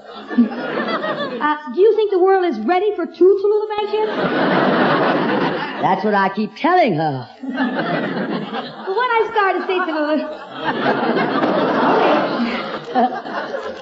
But what I started to say, Tallulah, before I step on your lap, is that it's a surprise to me to see a big shot, legitimate actress like you doing a bit here on radio. After all, I always think of you as a heck of a great actress. Why, Martha, darling, I'm deeply touched. I actually believe you really mean that. You do? And I must be a heck of a great actress, too.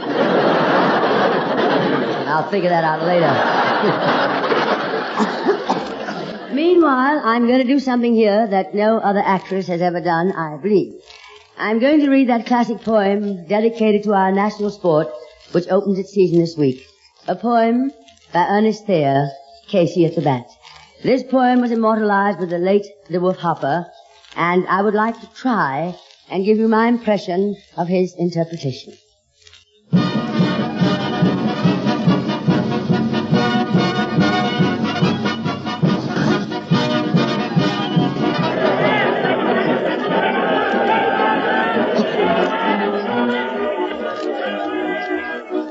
The outlook wasn't brilliant for the Mudville 9 that day. The score stood 4-2 with but 1 inning more to play. And then when Cooney died at first and Barrows did the same, a sickly silence fell upon the patrons of the game. A struggling few got up to go in deep despair. The rest clung to the hope which springs eternal in the human breast. They thought if only Casey could but get a whack at that, we'd put even money now with Casey at the bat. But Flynn preceded Casey, as did also Jimmy Blake. And the former was a no good, and the latter was a fake. So upon that stricken multitude, grim melancholy set. For there seemed but little chance of Casey getting to the bat. But Flynn let drive a single to the wonderment of all. And Blake, the much despised, tore the cover off the ball. And when the dust had risen and the men saw what had occurred, there was Blake safe at second and Flynn a hugging third. Then from 5,000 throats went up a lusty yell. It rumbled through the valley, it rattled in the dell. It knocked upon the mountain top and recoiled upon the flat. For Casey, mighty Casey, was advancing to the bat. There was pride in Casey's bearing as he stepped into his face. There was ease in Casey's manner and a smile on Casey's face. And then responding to the cheers, he lightly doffed his hat. No stranger in the crowd could doubt 'twas Casey at the bat. 10,000 eyes were on him as he rubbed his hands with dirt. 10,000 hands applauded as he wiped them on his shirt. And then while the writhing pitcher ground the ball into his hip, defiance gleamed in Casey's eyes. A sneer curled Casey's lip. And now the leather-covered sphere came hurling through the air, and Casey stood a-watching it in lofty grandeur there. Close by the steady batsman, the ball unheeded sped. That ain't my style, said Casey. Steve Rag won! The umpire said, umpire!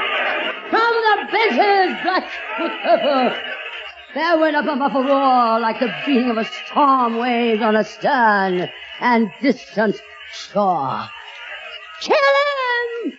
Kill the umpire! Cried someone in the stand, and it's likely they'd have killed him had not Casey raised his hand. With a smile of Christian charity, great Casey's visage shone. He stilled the rising tumult. He bade the game go on. He signaled to the pitcher. Once more the steroids flew. But Casey still ignored it, and the umpire said, Steerage 2! Fraud! Cried the maddened thousands, and echo answered, fraud! But one scornful look from Casey, and the multitude was awed. They saw his face grow stern and cold. They saw his muscles strain. And they knew that Casey wouldn't let that ball go by again. The smile is gone from Casey's lips. His teeth are clenched in hate. He pounds with cruel violence his bat upon the plate. And now the pitcher holds the ball. And now he lets it go. And now the air is shattered by the force of Casey's blow. Oh, somewhere in this favored land the sun is shining bright. Somewhere bands are playing, somewhere hearts are light. Somewhere men are laughing, somewhere children shout. But there is no joy in Mudville. Mighty Casey had struck out.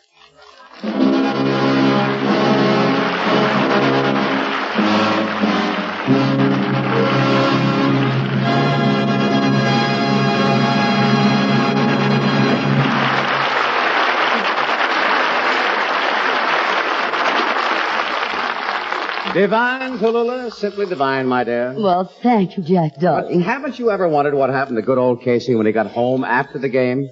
Well, as a matter of fact, Jack, no, I never did. Well, now let me show you. See, Martha Raye and I have been worrying about that. We figured that after the game, Casey got home and was comforted by his darling wife. Something like this.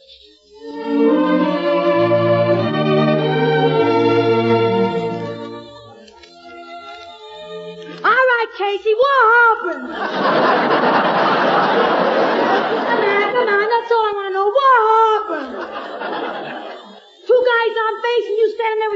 your shoulder, letting all the good ones go by. I want to know. I don't know. I simply do not know. Honest to Tommy Hendrick, I simply do not know. It was just one of those things. I was... Shut up, you bum. Don't you know I got old neighbors here watching me on television, and you strike out. Why, you blind bat. Now, just 1 minute. You can call me anything you like, but don't you call my little old bat blind. It's a Louisville slugger. So there. So what happened? I don't know. I simply do not know.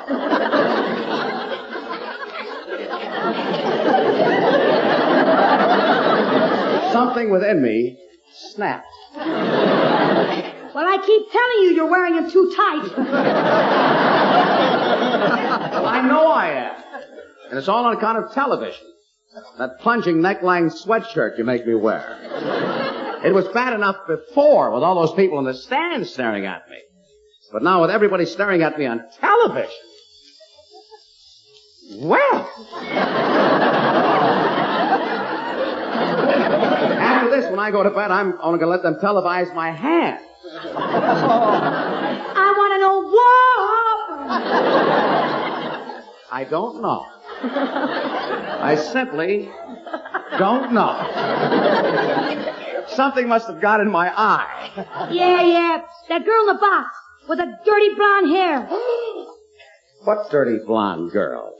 I never noticed any girl in any game. It was just when that dirty blonde ball came over, it had too much curve.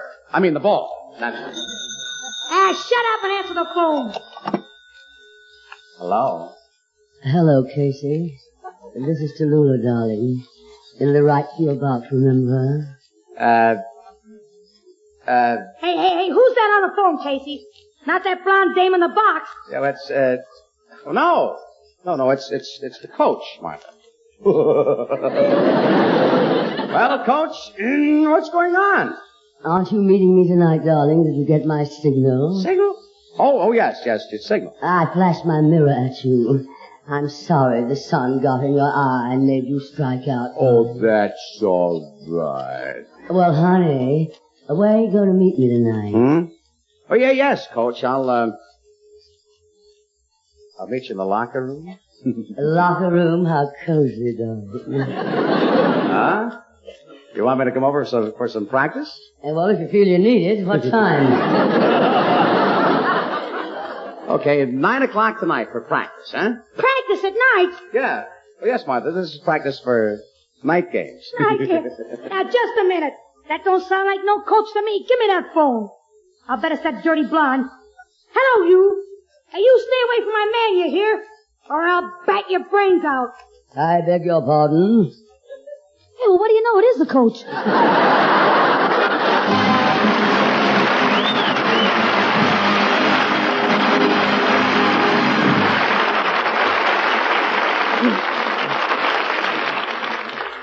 We hope you'll be with us next Sunday when we'll have with us Fred Allen, Joan Davis, Portland Hoffer, Judy Holliday, Liza Kirk, Herb Schreiner, Fran Warren, and others.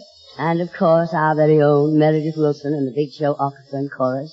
Until then, may the good Lord bless and keep you, whether near or far away.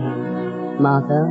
May you find that long-awaited golden day today, Meredith. May your troubles all be small ones, and your fortune 10 times 10. Olivia? May the good Lord bless and keep you till we meet again. Jack? May you walk with sunlight shining and a bluebird in every tree. Eddie? May there be a silver lining back of every cloud you see. Bill? Fill your dreams with sweet tomorrow. Never mind what might have been. Tommy Hendrick. May the good Lord bless and keep you till we meet again. Eddie Arnold. May you long recall each rainbow, then you'll soon forget all the rain. May the warm and tender memories be the ones that will remain. Fill your dreams with sweet tomorrows. Never mind what might have been. May the good Lord bless and keep you until we meet again. May the good Lord bless and keep you till we meet, till we meet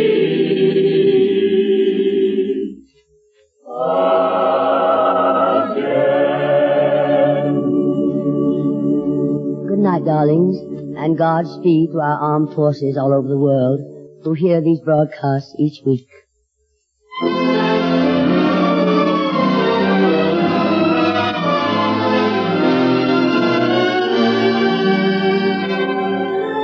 The Big Show is produced and directed by D. Engelbach and written by Goodman Ace, Selma Diamond, George Foster, Mort Green, and Frank Wilson. This is Ed Hurley, he's speaking.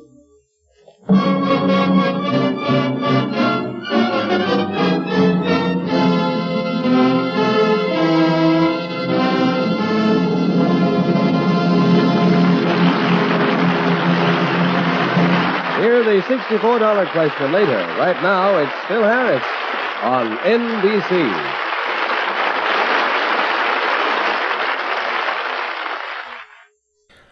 Ed, don't leave Alice Faye out. Heaven forbid. The Big Show, and of course that last half hour ran head-to-head with our next show. That was from Sunday, April 15th, 1951. And let's go over to CBS and let's listen to Jack Benny, and we'll hear that in just a moment.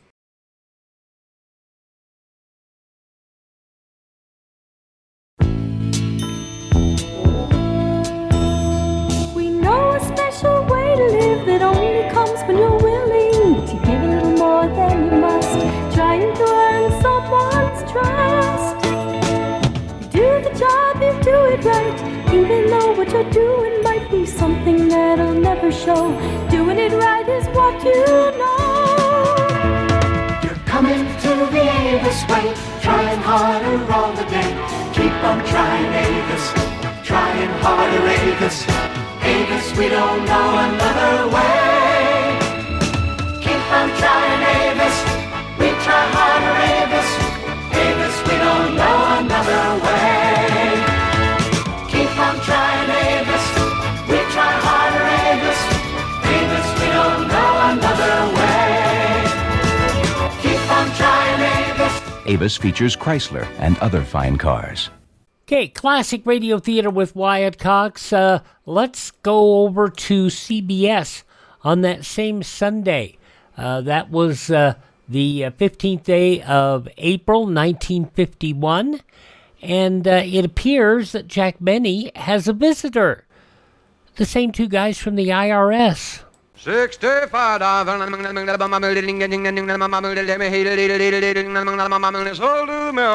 Jack Benny Program, presented by Lucky Strike. Be happy, go lucky, be happy, go lucky strike, be happy, go lucky strike today. I add up figures all day long and this adds up to me. There's better taste in Lucky Strike cause LSMFT. That's absolutely right. Lucky's taste better than any other cigarette. A racehorse jockey never knows just who will set the pace, but when it comes to taste and smokes, those Luckies win the race. Take this tip. Lucky's taste better than any other cigarette. Be happy, go lucky, be happy, go lucky strike, be happy, go lucky strike today. Friends, Lucky Lucky's taste better than any other cigarette, and we mean that. You see, Lucky's have a taste all of their own. It's perfect. Yes, Lucky's give you mildness, richness, and smoothness. Everything you want for more smoking enjoyment. And the reason is fine tobacco. For fine tobacco and only fine tobacco always gives you a better tasting cigarette. And LSMFT, Lucky Strike, means fine tobacco. So light up a Lucky, and you'll agree with the millions of smokers who know Lucky's taste better than any other cigarette. Yes, for complete smoking enjoyment, be happy, go Lucky. Make your next carton Lucky Strike. Be happy, go Lucky Strike today. Remember, Lucky's taste better than any other cigarette.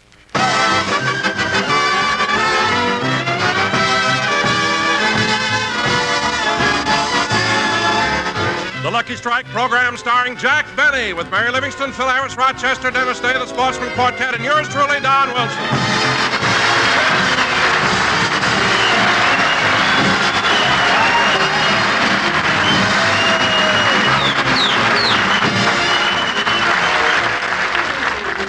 And now, ladies and gentlemen, let's go out to Jack Benny's house in Beverly Hills.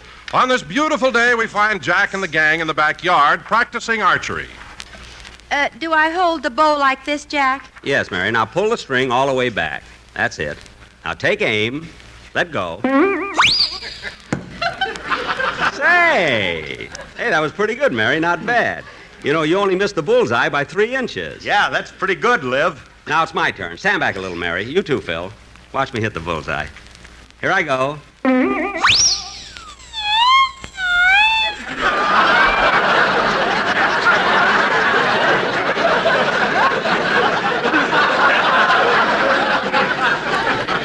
Who moved the target? Nobody move 'em, target, Chief. You just stink 'em. Oh, stop. Now hand me another arrow, Mary. Here you are. Now stand aside, everybody. Here I go. Ow! Ow! Hey, what happened? The arrow fell out and it got his head caught in the bow. Well, if you kids would stop bothering me, I can hit that target at 100 yards. I'm an expert marksman. Some marksman, you have to put a bomb sight on your finger to dial a phone. Bomb sight. Now, if you'll cut out the talking, I'll show you that I can do it. Ready? Aim. Good luck, Mr. Benny. Dennis, be quiet. Now, everybody, be quiet. Quiet. Quiet. Yeah. Ready? Aim. Quiet! Dennis, please. Now, if everybody will shut up, I'll show you. Phil, get away from in front of that target. What, and get hit?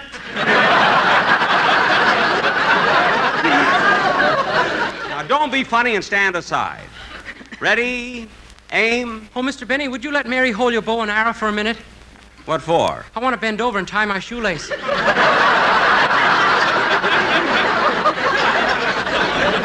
Now, don't worry, I'm not aiming at you. Now, stand back, everybody, and give me room. Ready? Aim. Hi, everybody. Hey, little Donzo. Hi, Don. Nothing but interruptions. I'm trying to get a bullseye. You couldn't get a bullseye if you were Elsie the cow.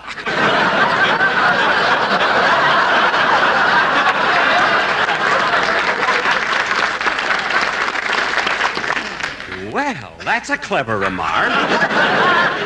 I didn't know they sold jokes in bottles. Yeah, you can get them in a pinch. Now cut that out! And since you're such a wise guy, Phil, I'll bet you a dime that I can take this bow and arrow and shoot an apple off Don Wilson's head. Now put up or shut up. Hey, wait a minute. Okay, Jackson, it's a bet. Now, just a second. Here's my dime. Here's my dime. Okay. Here, Mary, you hold the money. Gee, and I'm not even bonded. Just hold it. Now, Don, take this apple. Now, wait a minute, Jack. I'm not going to stand here with an apple on my head and take the chance. Don, Phil and I are betting. What have you got to lose? Huh? It's too dangerous. I'm not going to do it. Don, have you read your contract? On page 12, volume 6, paragraph 3, is the apple shooting clause. Which also includes tasting my food when I go to NBC banquets.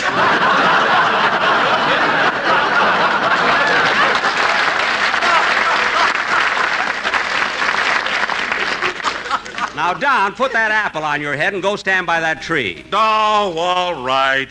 Now, watch this, Phil. Ready, aim. Don, would you mind turning that apple around a little? Why? There's a worm peeking out at me. It makes me nervous. I think he's peeking on a worm. You can't tell one end from the other.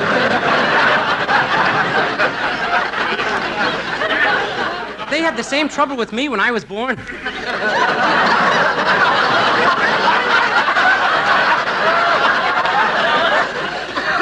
They did not. Then why did the doctor slap my face? I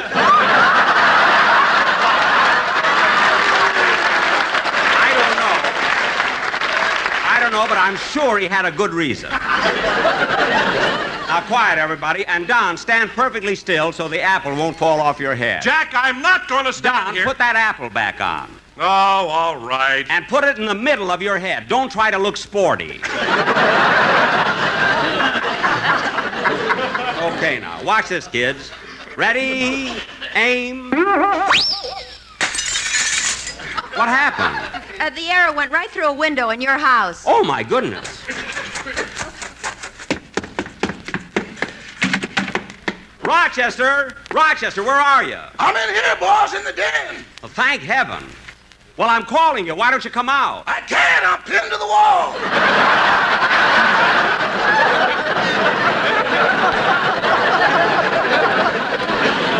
Pinned to the wall?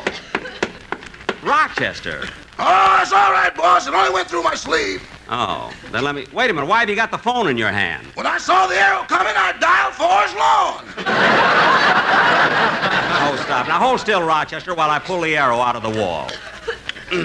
There. Oh, Mr. Benny. Now, what do you want? Do you mind if I tell you something? No, what? If they made me a king, I'd still be a slave to you. Well, that certainly came out of left field.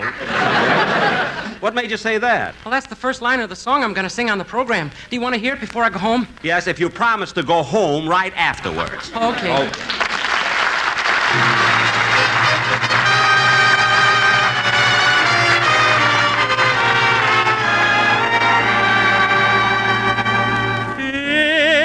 If they made me a king, I'd still be a slave to you. If I had everything, I'd still be a slave to you.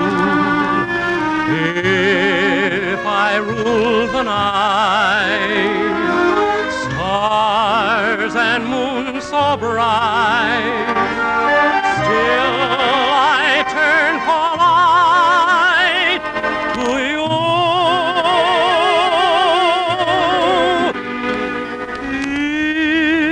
If the world to me bowed, yet humbly I'd plead to you. If my friends were a crowd, I'd turn in my knee to you. If I ruled the earth, what would life be worth if I hadn't the right to you?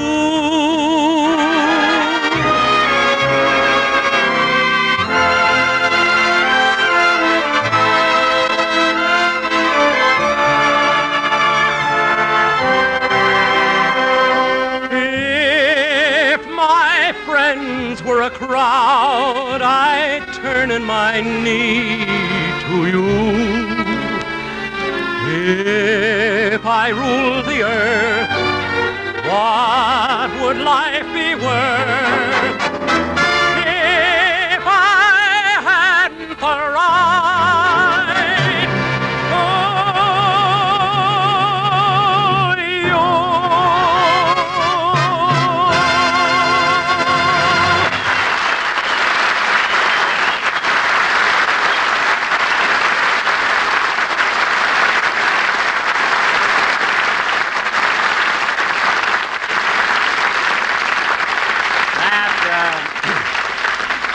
Very good, Dennis, very good. But when you do it on the show, I want you to be... Well, he kept his promise. He went home. Sometimes if that's Dennis again, I'm going to fire him. If they made me a king, I'd still be I better keep him. I'm a baritone.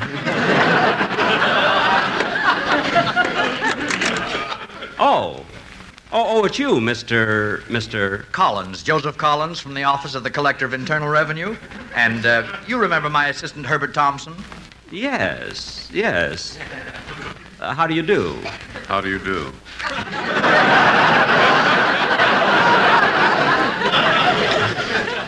Come right in, gentlemen. Sit down. Thank you. I didn't expect to see you fellas again. I thought we settled my income tax problem last week. So did we, Mr. Benny. But the Department of Internal Revenue still feels that you're not taking full advantage of your legal deductions. We want to be fair with you. Fair with me? Yes, we still feel that any man who earned as much as you did last year must have spent more than $17 on entertainment. Well, that's all I spent, $17. That's what we told the head of our department, but he just wouldn't believe it. So he called the chief of the Federal Income Tax Bureau here in California and explained it to him. Oh. And what did the chief do? Huh? He called Washington, D.C. And what did Washington do? They're throwing the whole thing into the UN.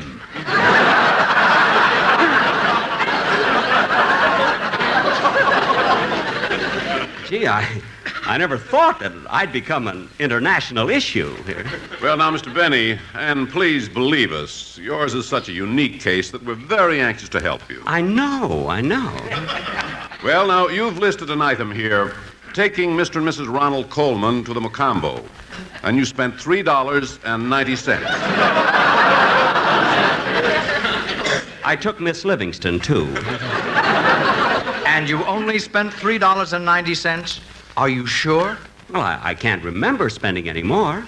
Well, perhaps if we talk to Mr. Colman, he might remember the incident. Well, he might recall something about it. I don't know. He lives right next door. Oh, good. We'll drop over to see him. Well, goodbye, Mr. Benny. Mr. Benny. Goodbye, gentlemen. It's unbelievable, Herb. Unbelievable. In all the years I've been with the Internal Revenue Department, I've never come across anything like this. Have you? Only once. I checked over a man's return, and for that year, he only spent $22 on entertainment. Was he in show business? No, he was a prisoner at San Quentin. Oh.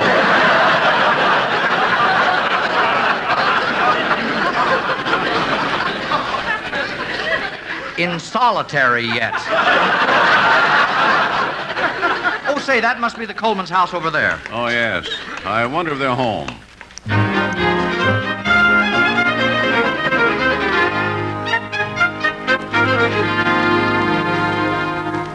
Shall I fill your cup again, Ronnie? Yes, please, Benita.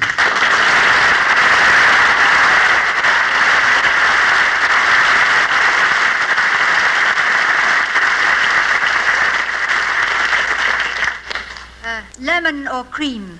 Cream. 1 lump or 2? 2. You know, Benita, some people drink this Haddock straight.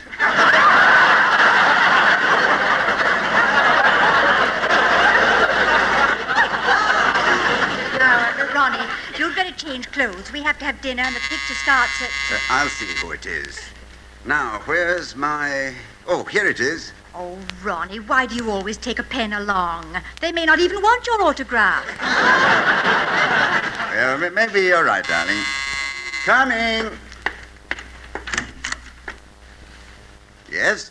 Are you Mr. Ronald Colman? Yes, I am. Well, we're from the Office of the Collector of Internal Revenue. Yipe!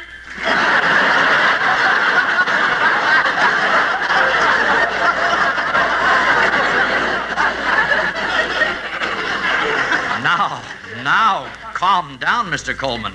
It's not in reference to you that we're here. It's concerning the income tax return of your neighbor, Jack Benny. Good.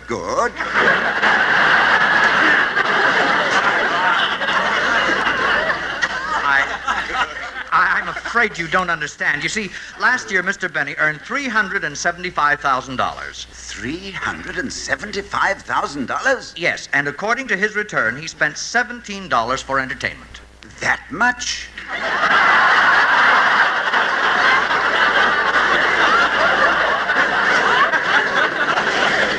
But, Mr. Colman, only $17.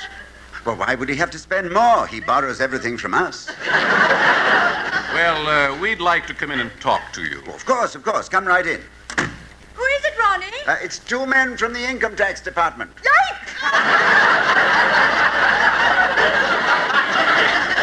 No, darling, no. It's not about us. Right this way, gentlemen.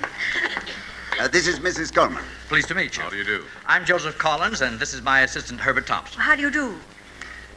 Now, when are you sending Mr. Benny to jail?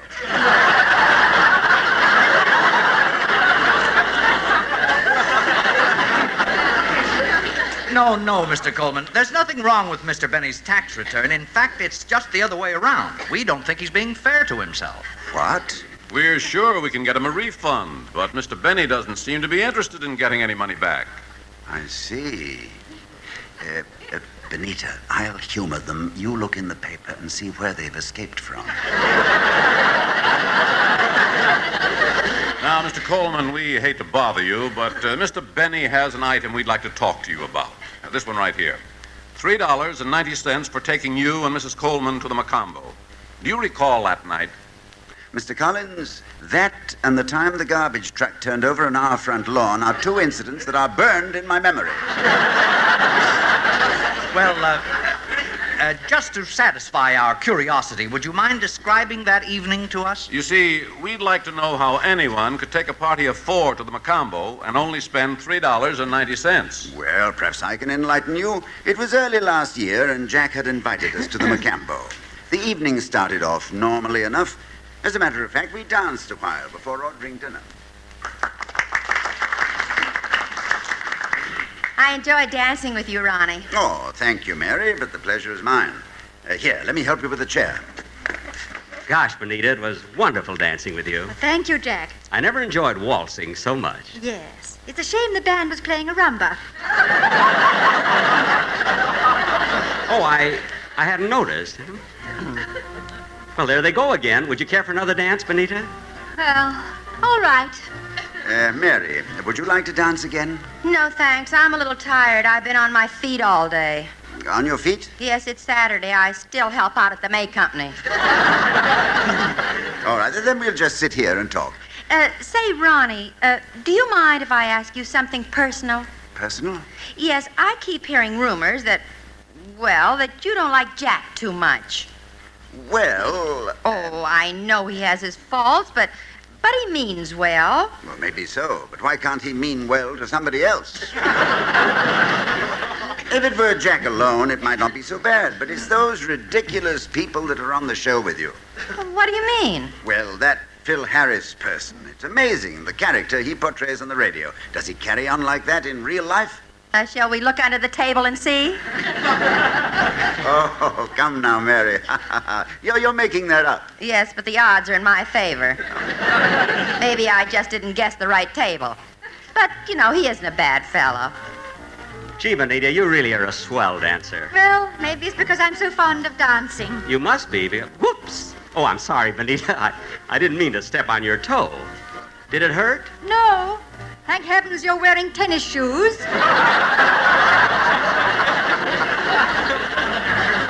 Well, I like them. They're so comfy, Oh, Jack, wait a second. You'd better get your handkerchief. I accidentally smeared some lipstick on your lapel. Oh, that's all right. I'll wipe it off when we get to the table. No. If Ronnie sees it, he'll be terribly angry. Oh, I didn't know Ronnie was jealous. He's not, but it's his tuxedo. Oh, I thought Rochester returned it. Gee, this is a catchy tune. Hey, look. The night is young, the skies are clear. It's light-a-lucky, you'll like it, dear. It's delightful, it's delicious, it's de-lovely.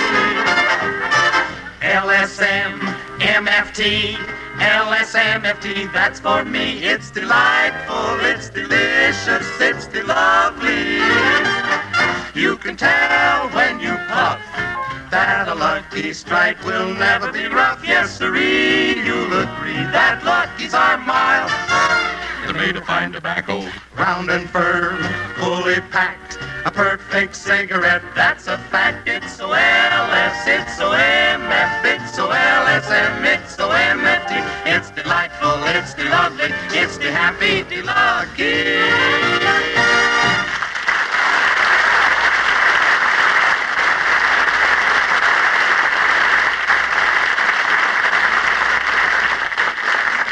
Well, here's our table, Benita.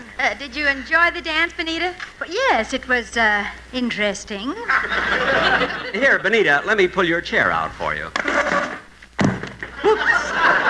Pulled it too far. Here, Benita, I'll help you up. Darling, did you hurt yourself? No, it's all right. Just a little accident. Jack, why don't you get us some menus? We want to order dinner. Certainly. Oh, waiter. Waiter.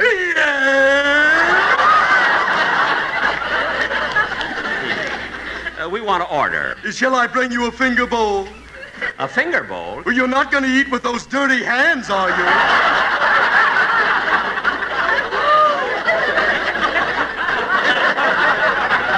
Now, wait a minute. Why is it that I always have trouble with you? Every time I run into you, there's an argument. What have you got against me? Well, in the first... I'm asking him! Jack, forget it. Waiter, please give us a menu. Here you are. Thank you.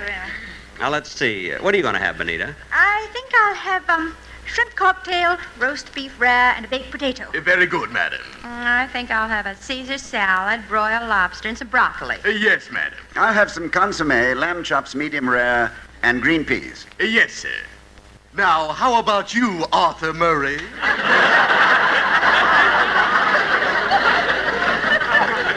I don't know yet. I'm still looking at the menu. Now, let's see. Shrimp cocktail, $1. Soup, 85 cents. Caesar salad, $1.50. Roast chicken, $2.75. Filet mignon. Whoops!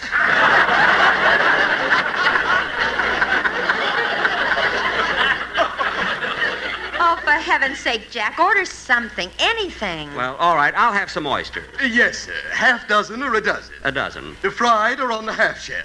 On the half shell. Blue Point or Olympia? Blue Point. Male or female? Wait, how can you tell if an oyster is male or female? We look at their driver's license. I knew you'd ask.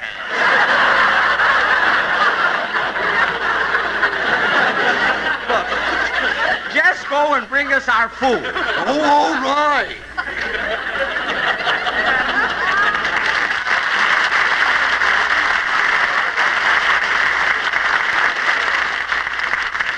By the way, Jack, you still haven't told us the reason for this little party. Well, this marks, Benita, the 19th anniversary of my first appearance on radio. Imagine, 19 years. Ah, how time flies. Well, it's certainly dragging its feet tonight. Yes. What? What'd you say, Ronnie? Jack, do you still enjoy doing radio? I mean, after all these years? Yes, Benita, very much. Huh? You know something, Jack? I've never told you this, but I heard the very first radio program you ever did. Gee, Ronnie, I didn't know you were such a fan of mine. You listened to the very first program I did? Yes. How have they been since then?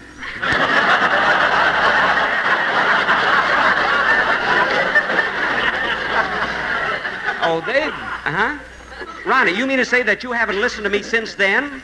In 19 years? Well, Jack, you see, it's like this. We're out every Sunday. But how can you find places to go every Sunday? It isn't easy. Well, I can imagine. But then if you go out, you must listen to the radio in your car. Oh, we do, Jack, we do. Oh, well, what's your favorite program? The Halls of Ivy. Oh, yeah! Very good. I have friends on it. Well, here comes our food.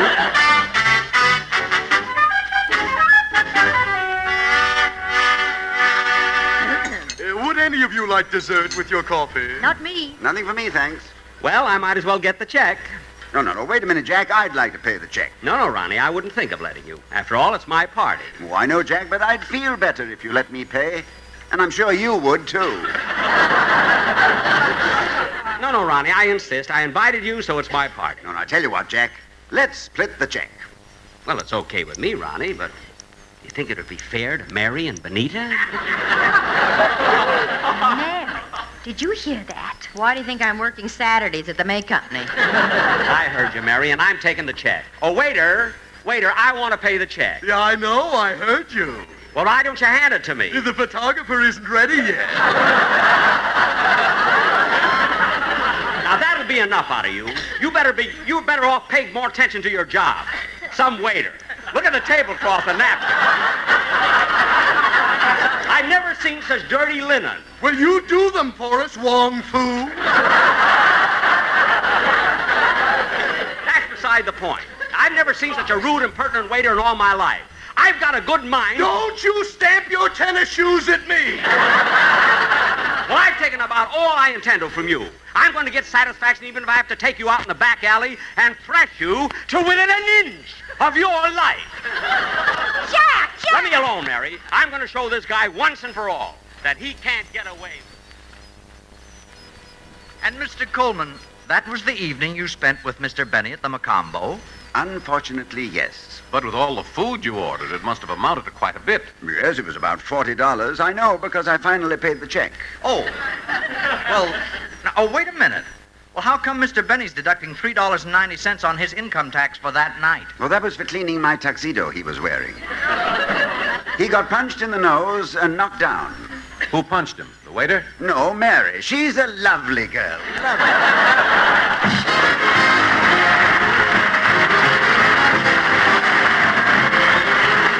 We'll be back in just a moment, but first, friends, we're off to opening day in the ballpark to see who's getting a lucky strike. If you would catch real smoking joy, then let me call the pitch.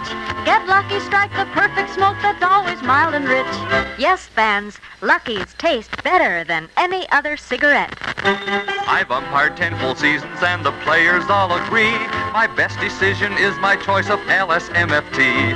It's fine tobacco that makes Lucky's taste better than any other cigarette. Be happy, go lucky, be happy, go lucky strike, be happy, go lucky strike today. Friends, stop a minute and think about this.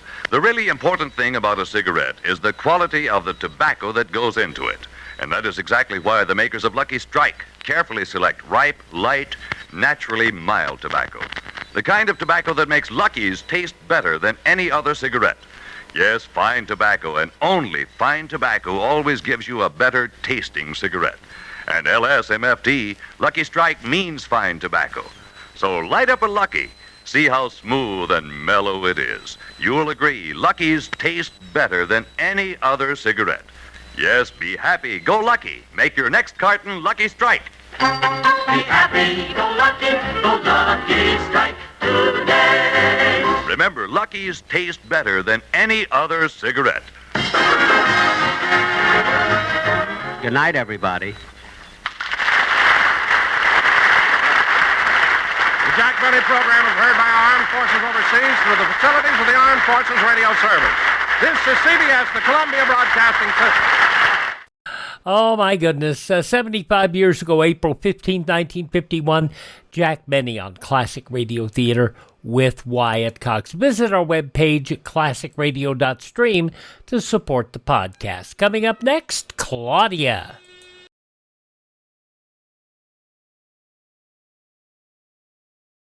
Cola, things go better with Coca-Cola. Things go better with Coke.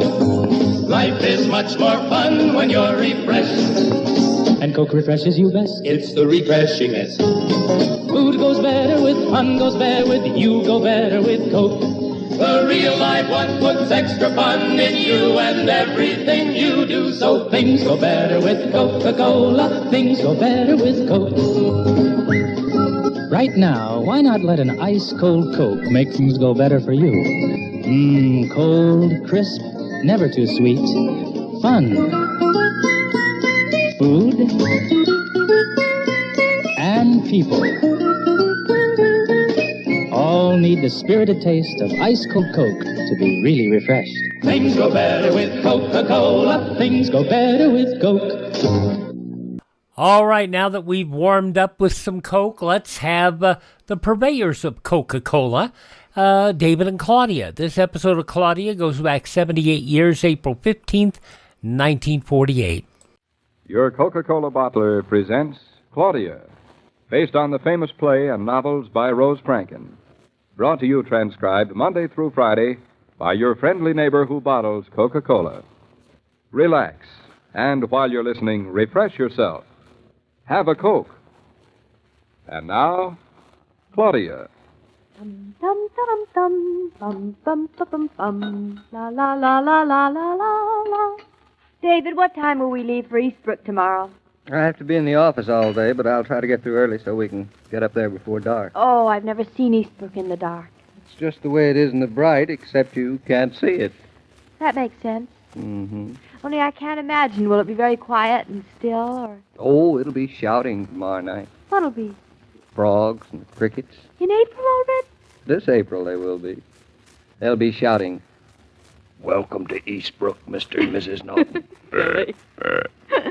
What about the birds? Aren't they going to say anything? The birds? Oh, of course. The birds will say, That's lovely. What does it mean, David? means? One of them saying, "We're all very glad to see you." Oh, and another is saying, glad you weren't a thrush to get here. And the biggest and wisest bird of all is saying, "What a lark! What a lark! What a lark!" Oh, darling. Seriously. Now that the time's come, how do you feel about it? Well, it's sort of going to be like beginning all over again, isn't it? And I've never hoed a field before, or milked a cow, or what other animals are we going to have? Chickens? Oh, of course. Pigs? Sows. Sows what? A sow, Mrs. Norton, is a female pig. It is? Mm-hmm. I mean, she is? Mm-hmm. What do you know? Say, David, you know animals are amazing. There's a female for every kind. What's so amazing about that? I mean, the name is different. A cow and a bull, a hen and a rooster, a sow and a pig. A boar? Who's a boar? The male pig. He is, why? That's what he's called. Well, that's not very nice. Does the sow think he's a boar, too? You'll have to ask her. I will. Darling, before you do, he's spelled B-O-A-R, not B-O-R-E. Oh, why didn't you say so? I just did. Then there's a mare and a horse. Stallion. Stallion? What's a stallion? A male horse. You see what I mean? I thought he was just a horse. It's much more complicated than people. We're only men and women. And boys and girls and spinsters and bachelors and aunts. Well, and uncles. somehow it's not as complicated. Ask any horse. He'll tell you it's much more complicated. Nope, he'll say nay, nay. Ooh. And now and then I fear me that nature is going to have a terrible influence on you. Well, we'll soon find out. And from now on, I'm going to look ahead, never back. Darling, you're not afraid to look back, are you? That's the phone. Saved by the bell. Who do you suppose? Mama. That's my line. Besides, it isn't. She's too busy packing to call us. David, you were sweet to convince her to come with us. I am as sweet as sugar. Hello? Yes, this is Mrs. Norton. Who'd you say? Mrs. Lansing. Oh, you mean Patricia Lansing's mother? Well, hello. Who's Patricia Lansing? She was in dramatic school with me. Tonight? At the Circle Theater. What about the Circle Theater? Well, that's wonderful. I didn't know she was in a play. Patricia's at the Circle Theater tonight? And there are 2 tickets for us at the box office. Well, that's very sweet of you, but Take them. But I don't think I want to go, Of course you do, darling. You know you love the theater, the opening nights especially. Well, hello, Mrs. Lansing. I guess we can go after all. They'll be in the box office in our names. Well, thank you. Oh, yes, of course we'll see you backstage afterwards. Goodbye. Oh, and wish Pat good luck for me, would you? Pat has the ingenue lead in Strange Harbor opening tonight. Funny I didn't know anything about it. With everything you've had to do, it's no wonder. When we were at dramatic school, Pat and I used to audition for the same part. And I'll bet you won every time. I wish I had. Oh. Well, darling, if we're going to make the curtain, we'd better hurry. Yeah, I suppose we had. We have about 25 minutes to get there. We have to dress. That doesn't leave us much time. This was the last thing on earth I expected tonight. I thought you and I would just... I think it's a perfect way of celebrating our last evening in New York. Because on opening night in New York, well, it's New York at its best. It will leave a last delicious parting taste. Oh, darling, I'd never forget how it tastes.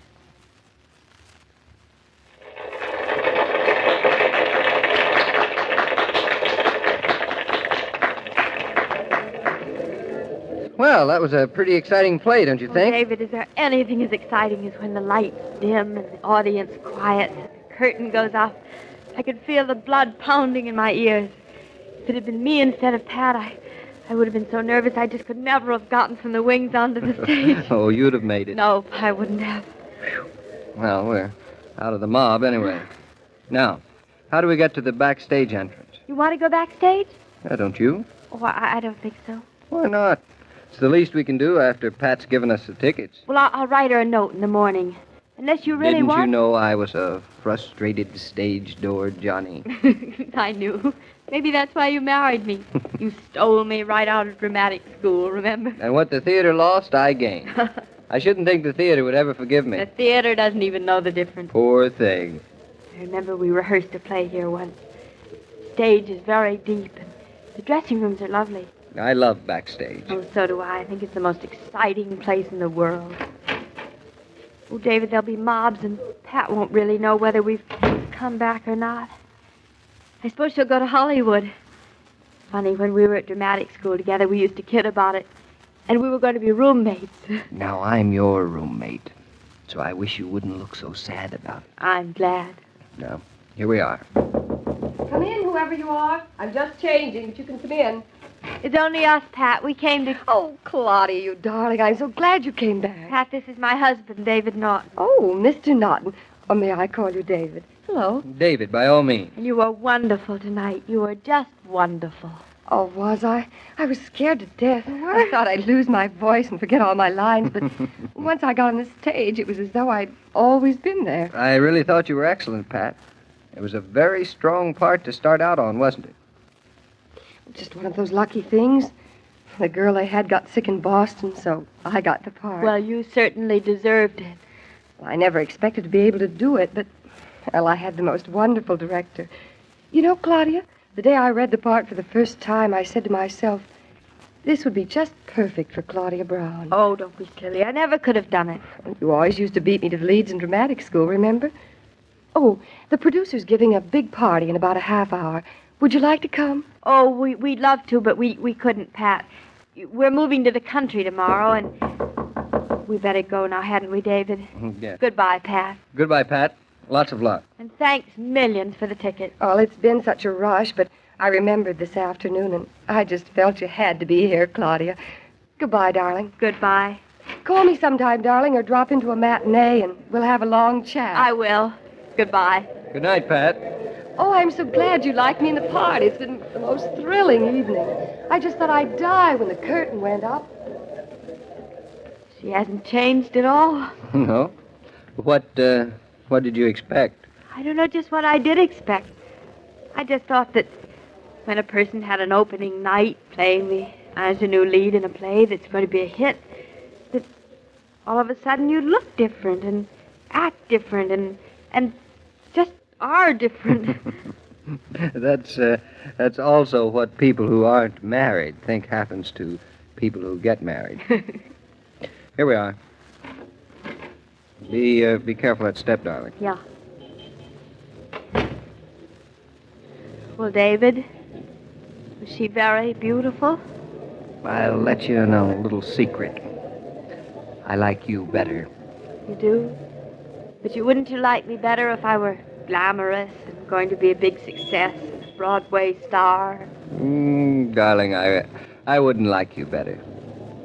Maybe even not as well. Pat was a big hit, wasn't she? Oh, I dare say she'll be off to Hollywood before I get the summer corn planted. That's a funny comparison. Or is it? So much can happen overnight.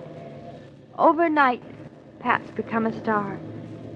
And overnight, we're moving to a farm in Eastbrook, Connecticut. Would you like to trade places? Oh, I couldn't possibly have played that part tonight. Pat seemed to think you could have. Maybe once, but not anymore. I just don't think I could act anymore. It doesn't matter. I don't have to think about it anymore either. Only what? Only nothing. Oh, I like walking in New York at night.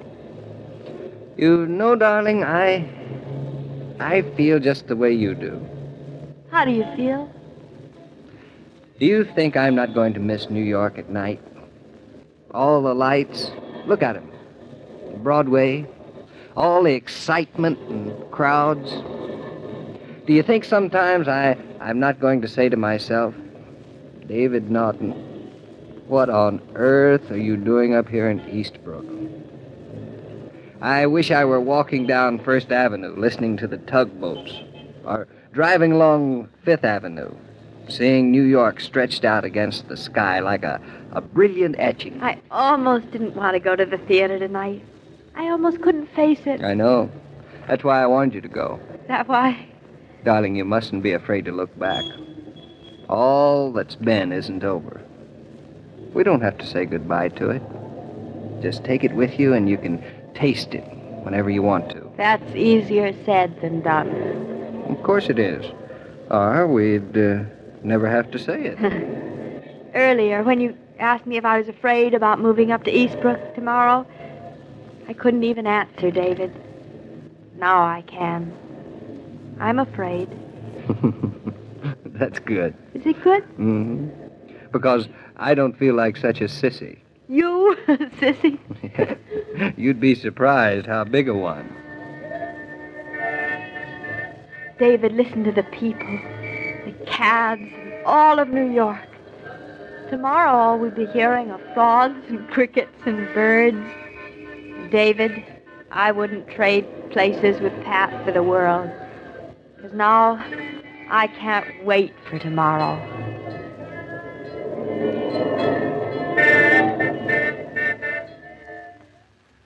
Many years have passed since the friendly greeting, "Have a Coke," was first exchanged. Today it's become a national and international byword for easy hospitality. And in all that time, the quality of Coca-Cola has never varied. Coke still brings you the pause that refreshes for the refreshingly low price of just 5 cents. Mr. King, were you at the opening night? I certainly was.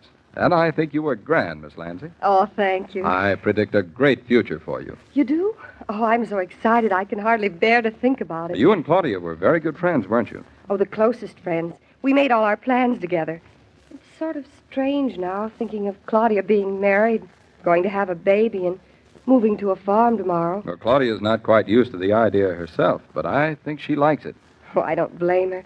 Sounds wonderful. Really wonderful. Well, tomorrow's the big day. Oh, I wish them everything that they want. We all wish them that. And tomorrow's their opening night on a farm. I'll keep my fingers crossed for them. Good night, Joe. Good night, Pat, and congratulations. And as I was about to say, every day, Monday through Friday, Claudia comes to you, transcribed, with the best wishes of your friendly neighbor who bottles Coca-Cola. So listen again tomorrow at the same time. And now this is Joe King saying au revoir. And remember, whoever you are, whatever you do, wherever you may be, when you think of refreshment, think of Coca-Cola. For Coca-Cola makes any pause the pause that refreshes. And ice-cold Coca-Cola is everywhere. This broadcast of Claudia was supervised and directed by William Brown Maloney. 78 years ago, April 15th, 1948, Claudia here on Classic Radio Theater with Wyatt Cox. On our Thursday podcast, Dick Calmer as Boston Blackie, Bob Bailey and Virginia Gregg, Let George Do It. Calling All Cars from 91 years ago, an episode of The Whistler.